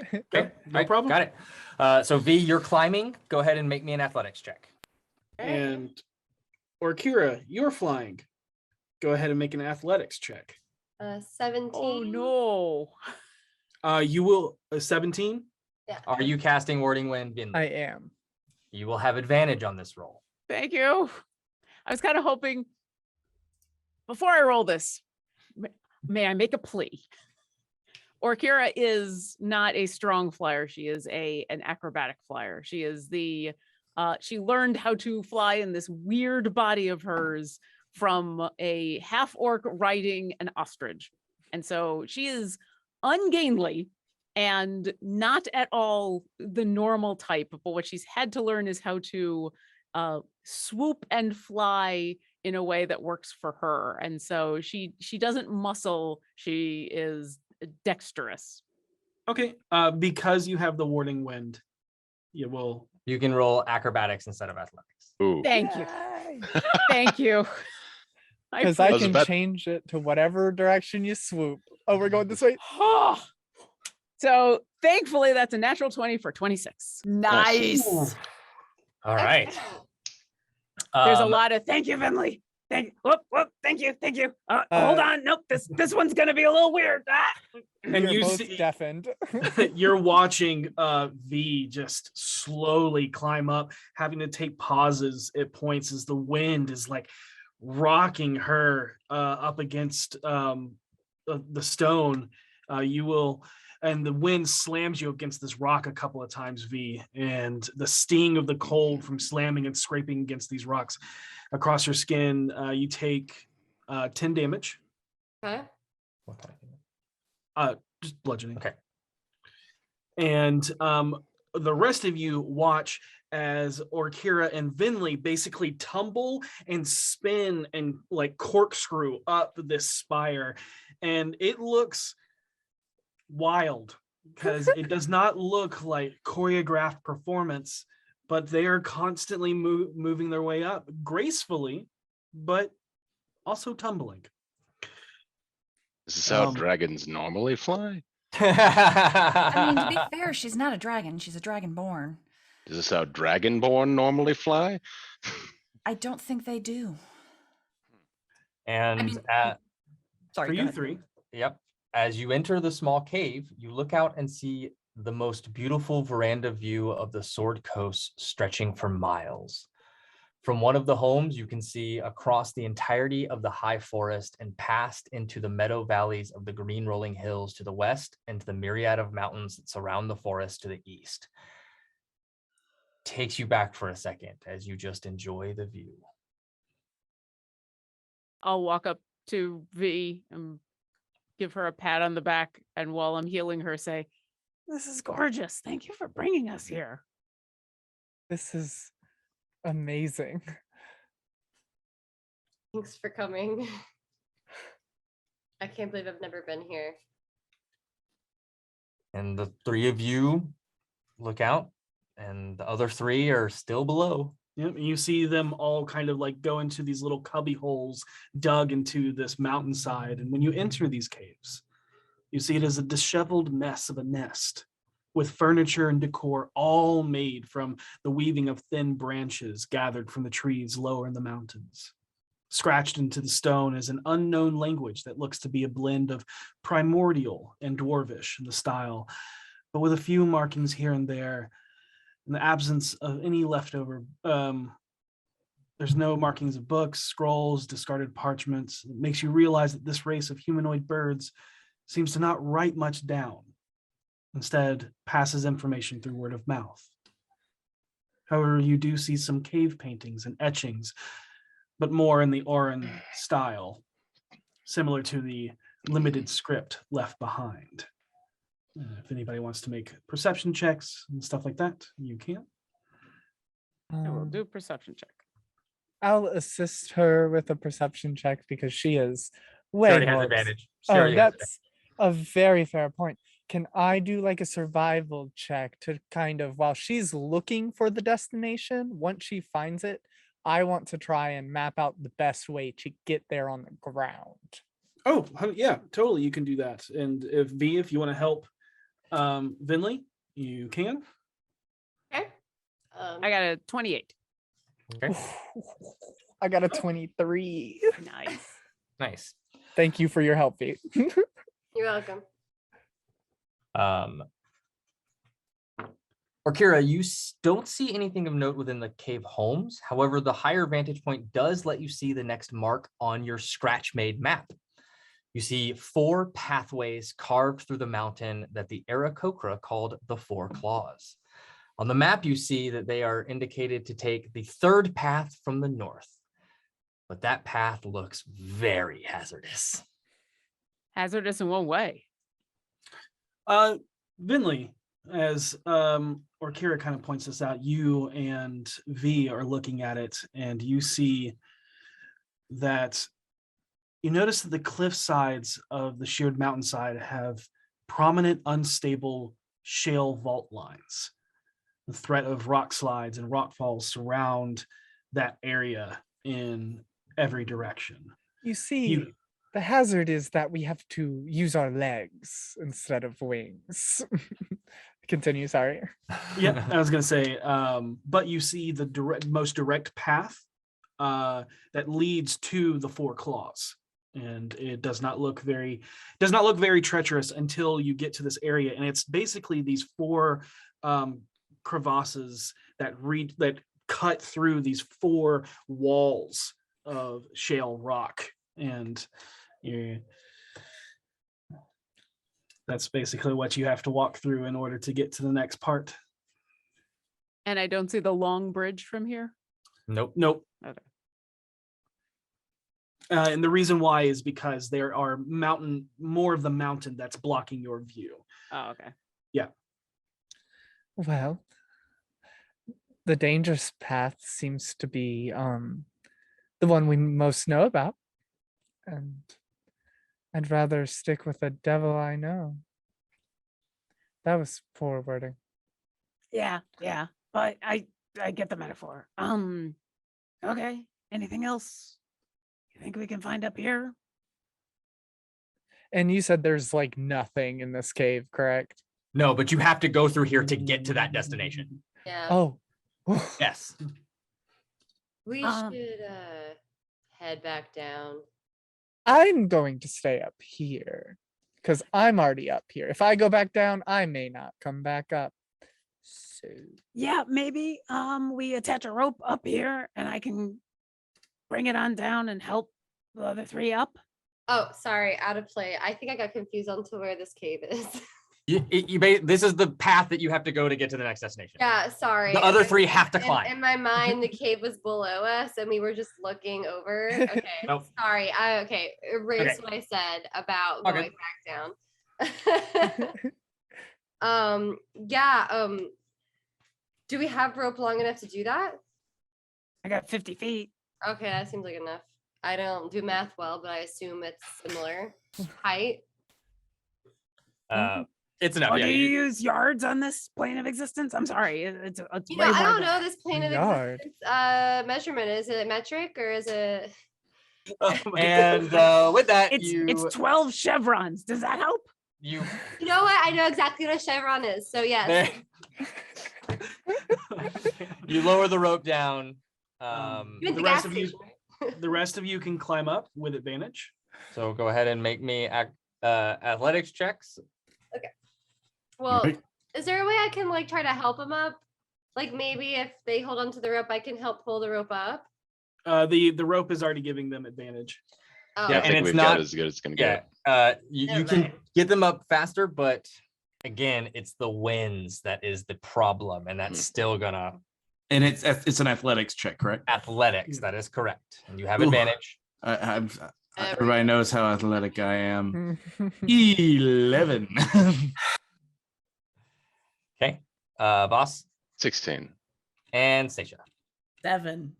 Oh, Really? All of That was you. the higher of the two. Oh, 7. 7. I mean, you're making my 11 look what are you nice. doing? Why are you rolling anything? I don't know. They keep making. I imagine we've fallen. And I imagine I Uh, cast Featherfall. No, you don't fall. It's just Okay. as you're climbing, same thing that you saw happen to V happens to you, Hmm. and you are slammed up against the Yeah, rocks. It's just it hurts because I mean you're literally like this Buffeted. climbing. Yeah. And You take 12 points. all take 12 points of bludgeoning damage as you Can I make- uncanny dodge this by anticipating it? Sure. Yeah, you bounce off the side of the rock. I'll let you uncanny Sweet, dodge thank this, you. or I roll appreciate against that. the side. Damn it! I should have used my blessing of luck. should have. Told One you of these you'd have days I'm another gonna means to use remember it. I have it. Uh-huh. One of these days. It's I've used it once. Yeah, It's I like know. Spirit Once. Shield. Eventually, we'll Um, get Spirit Shielded. Blessing When- of luck. when you get to the top, I've got a little tiny fire going as though anticipating what's going to happen. And I look around and see everybody's a little beat up. And so I'll just grab bits of the fire and throw them up into the air. And they all land on top of your heads. And I'm going to mass healing word real quick. So everybody gets 9 health back. Just a little to help out with the climb. How much was that? I'm so sorry. Right out of post- 9. 9. There we go. Oh, I'm almost back to full again. But you all find yourselves in the 4 channel pathways as you head down, making your way through this cave from the Aarakocra former home. As you enter these 4 pathways, as steep, sheer cliff faces close in from either side. As you continue on walking through the 3rd crevasse from the north on the mountainside, It's another 20 minutes or so as it begins to wind around one of the peaks of the mountain. And you are all carefully passing through the treacherous terrain, and you hear there's this shift of the rock as you hear the echoing thunder from underneath you, causing basically an earthquake as you can feel the mountain trembling and bouncing off the rocky embankments. Vinley, give me a perception check with advantage All right. because you were the one to do the survival check, so you know the path to take. 24. All right. You hear the echoing sounds of rocks crashing down, looking up just in time to see a large cluster of rolling boulders headed your way from directly above. Through the rocks plummeting down, you notice the blue and gold tunic. Nope. Oh, That's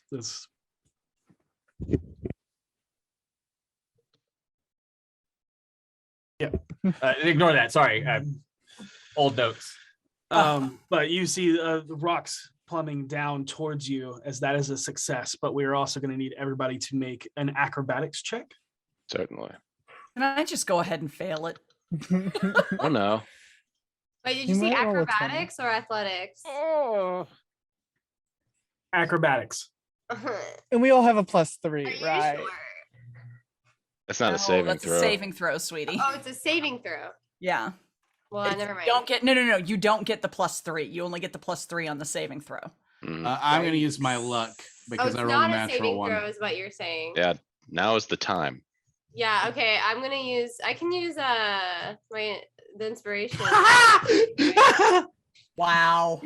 I got another. What do Oh I my roll? you get 2 ones in a row. You roll. Hold up. You ones rolled in a a dex row. save. Oh.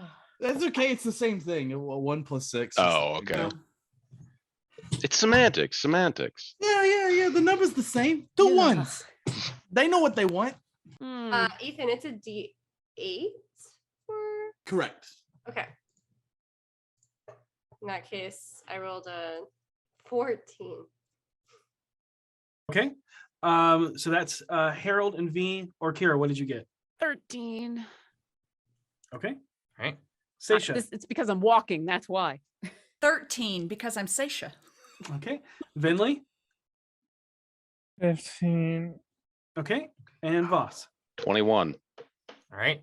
Now I need everybody to make athletics checks. Oh my god, you're Gotcha. killing Boss me. just watches everybody get There we crushed. go. And now I don't have a choice. Yeah. Can't make this shit up. This Hmm. time I rolled an 11. 2 ones. I also rolled an 11. 2 ones. 13. 13. No, I Okay. just rolled an 11. Okay. 12. 12. Okay. Vinley. 3. 3. All right. Shit. V. 17. Okay. And Voss. 19. Okay. No, that's it. Watch out, everyone. Rocks. Woo! I mean, I'm the one who can take this the least out of all of us. So. Everybody- No. So- Lots of healing after this. All right. Harold or Kira and Vinley, you're going to take 7 points of bludgeoning damage as some of the rocks just, clip into you as you get out of the way. Everybody else moves unscathed. Woohoo! Look at the shit kicked out of me here.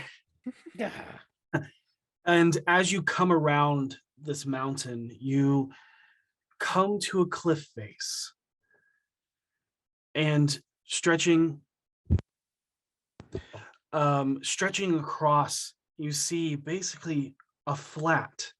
And then on the other side, it looks like it leads down into a valley surrounded by all of the peaks as you're looking at close to the center of these mountains.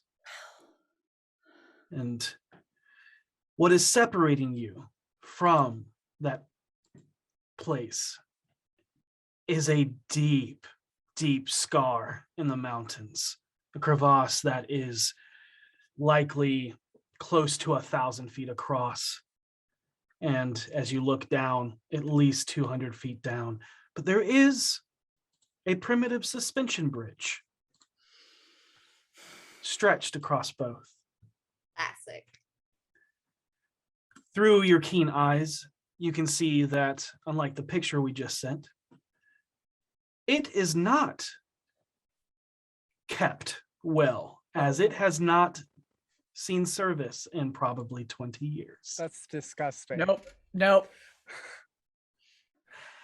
The other thing you notice is that it is waving back and forth, swaying back and forth in the winds that you can hear and feel as it cuts across you. Yep. And I will say, you can fly,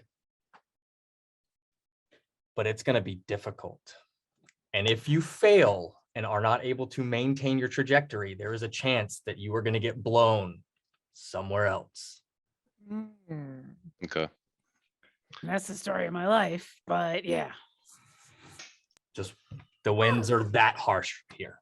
Is Oh, I have an idea. What?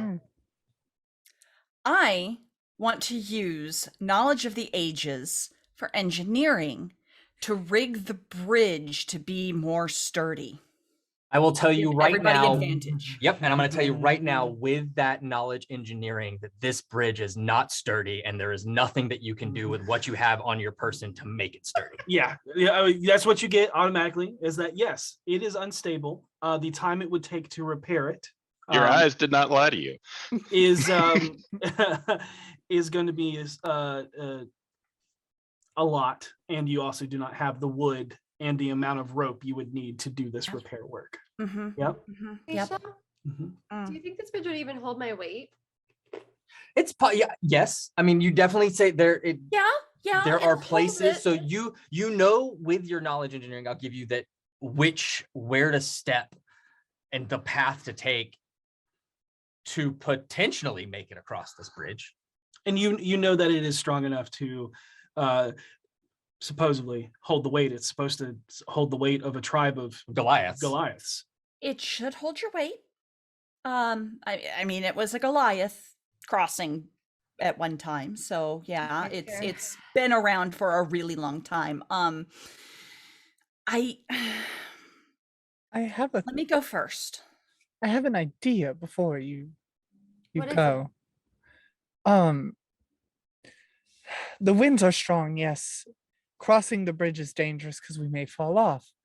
I could cast fly on a few of us, and instead of just doing the obvious thing and trying to fly across willy-nilly, we could try to pull ourselves with the ropes of the bridge while flying. It's a good idea. A way of Hmm. anchoring ourselves to the bridge without the oh, risk of Really smart. tumbling Like off. that Mhm. one hallway where it do you remember forever ago? And there was like fire, and then there was like Oh, where I the fell. lightning? the levitation thing. I'm sure. How many I people do. can you cast fly on? Maximum of 3. So someone will be having to cross the bridge normally. And I'll that's- cross the bridge normally. Yeah. I'll try, say- and if I fall, I'll pop wings. I'd say Sounds good. one of the flies obviously needs to be on you, Venley, because if you fall, Oh yes. So Venley, Harold, and V get flies. Okay. And that'll take most of the weight off of the bridge and make it Right. presumably a little bit easier for you and Voss and possibly your Kira if you don't wish to fly in these conditions. I know flapping and trying to hold on to something is very difficult. Yeah, I like the idea of anchoring to the bridge in case things go wrong for any of us, whether we're flying or going across. Might take a little longer, but I think it's a safer bet. As do I. I Let's like do the it. holding on to the rope idea. As you get closer to the bridge, you see that as some of the fog dissipates from below, it's only 200 feet down. Still a long way down. But what's dangerous is that this crevasse cuts through 2 peaks or the. Oh, yeah. And something that's strange is you're looking past this area, something else that you see is the skeletal remains of a massive storm giant, dead and laid out on one of the peaks far away. And Wow. Oh, Wow. Hi. Perspective. I have it. well, we don't know Yes. how we got there. But we know how he ended up there. You see that? You see that sword? Oof. That was wielded by another storm giant. Or a giant giant. Who knows? Maybe I don't know. I've seen V. wield Whoever it some pretty was big was too swords. enthusiastic because they couldn't get it back out. Yeah. I Um, just We ready? Wait. Everyone sees Finley's mind going into overdrive, trying No, to consider no. how to put that in something to take it with her, and she's like, No. "What?" No, I see what you're thinking. I can see it. I mean, I just thought it would be a good idea to see have it. our own. Like, I want to go guardian. across. Let's go.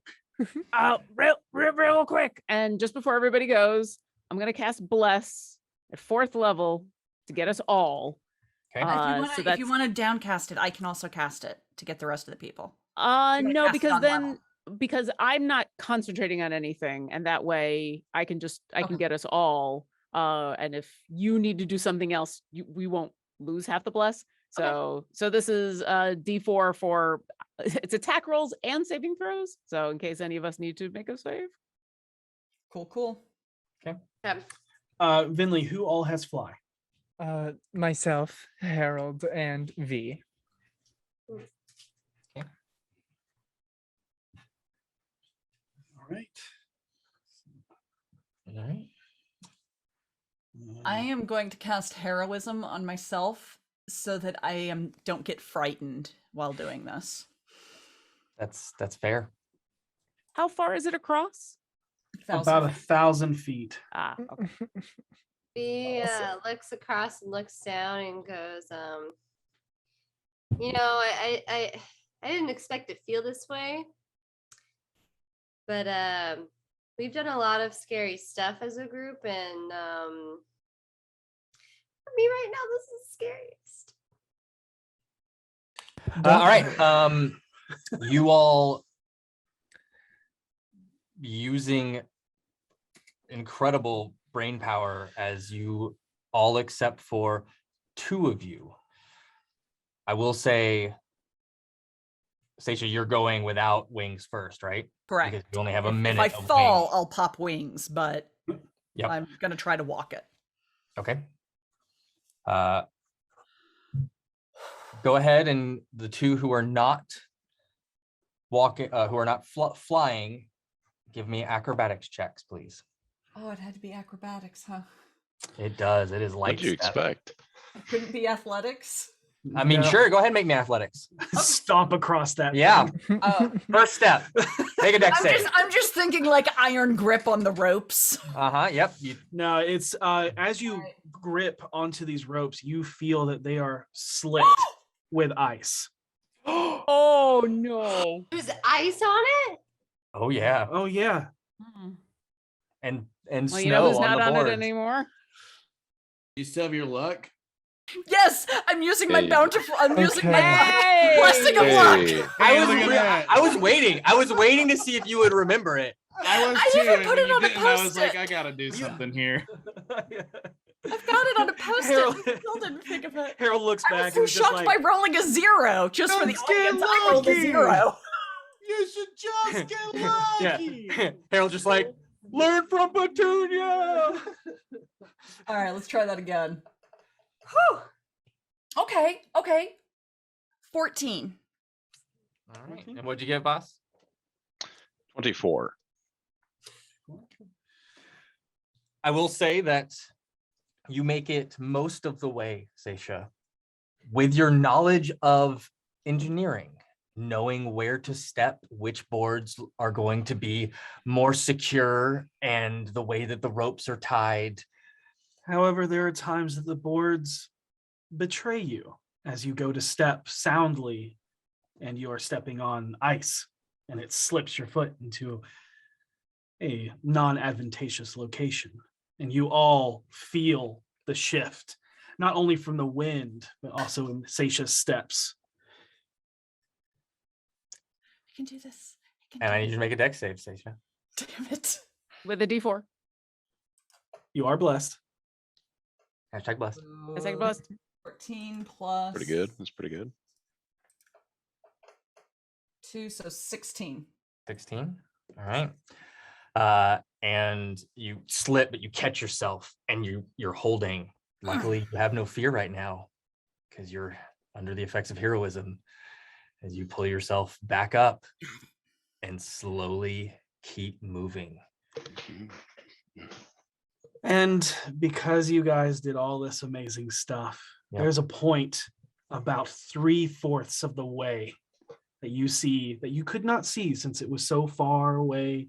And there are, even with your keen perception, you saw most of it, but did not see where a lot of the rope had become to fray and unravel, as it is barely hanging on. But since so many of you are lifting your weight with the fly spell, and the wind at some point does kick in so hard that the bridge does snap.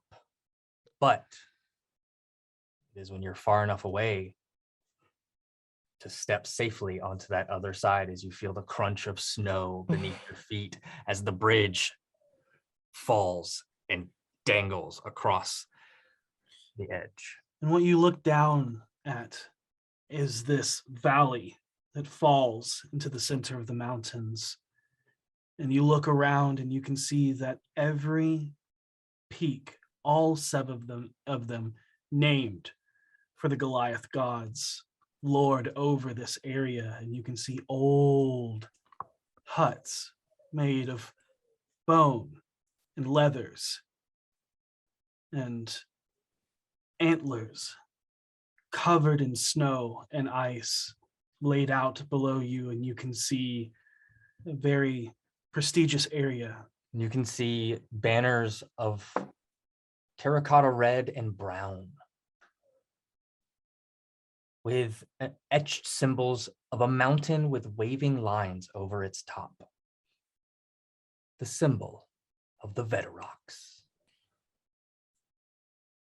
And that is what we're going to end tonight's session. Oh, We made it! Woo! Oh man, I want to show everyone. Yeah. So this is the moment that I hate, but Devin and we had a map for if you did not think about crossing. Turn on the other one, and I'll show you the map. That no. It's you got to turn it on. Wait, there's an alternative to not crossing the bridge? There was the bridge falling, and you all having to climb up as Finley feather falls you. Oh my gosh, are you kidding me with this? That's gorgeous. So Yeah, and you wanted can to fall. You can see 3 creatures that you may have had to engage with, but sometimes you gorgeous. make stuff. Yep. Sometimes you make stuff and it doesn't get used, but That is amazing. That is absolutely gorgeous, and I'm glad that we're seeing it now and not sooner. Yeah. so thank you all so much for bearing with us. We'll get pictures of that map up on our Discord as well as social media. But it comes with the territory, and you guys did amazing, and that just goes to Hey, show you that look, player agency has its hand in everything. You guys burnt a lot to make that happen. So did. hey, awesome. Yep. Also, if you have not entered #Eldritch or #Beyond, please do so now for your chance to win an Eldritch Foundry the miniature or a D&D Beyond Players bundle. Players bundle. Players that one. bundle. Players. Yeah, we are a couple thousand away, or not even a couple. We're less than 1,000 away from the legendary bundle. Yeah, and only less than 100 away from that spicy advantage one shot. Yeah. Yeah. Evan watch out. really wants to do that one shot, y'all. He wants Yes, to I watch mean, us wanna do it. suffer. I mean, I kind of want to do it too. Why? Because I haven't had some good spicy wings in a while, and I guess I just gotta be that. Oh, wait, are we person. doing it with Listen. wings? Oh, I don't know. I just spicy we don't- wings. It hasn't been unlocked yet, so we don't know. I will Yeah. say I missed the last spicy thing. If we make it to this Yeah. one, I will be at this one. You have Awesome, to. great. It's the And rules. yeah, and when it gets unlocked, I'll tell you all the rules about how it works. But Winners of our giveaways. The D&D Beyond Players Bundle is Deckard Kane Cinder. Ooh. Hey, good name. and Stay the well and listen. winner of the Eldritch Foundry miniature is Freaky Speeder. Wow. So decent name. Congrats. We'll be in touch this week as we gear up Simple to for the point. Next season's Flash villain, Freaky Speeder. Yeah, there it is. Just so everybody knows, we know that this is the American Thanksgiving week. We will be streaming next Sunday, so we'll be live as always next Sunday, as we only have 2 more sessions this year. So, woo, things are coming. Things are woo. So with that, be excellent to each other. May you always roll at advantage. Good night, everybody.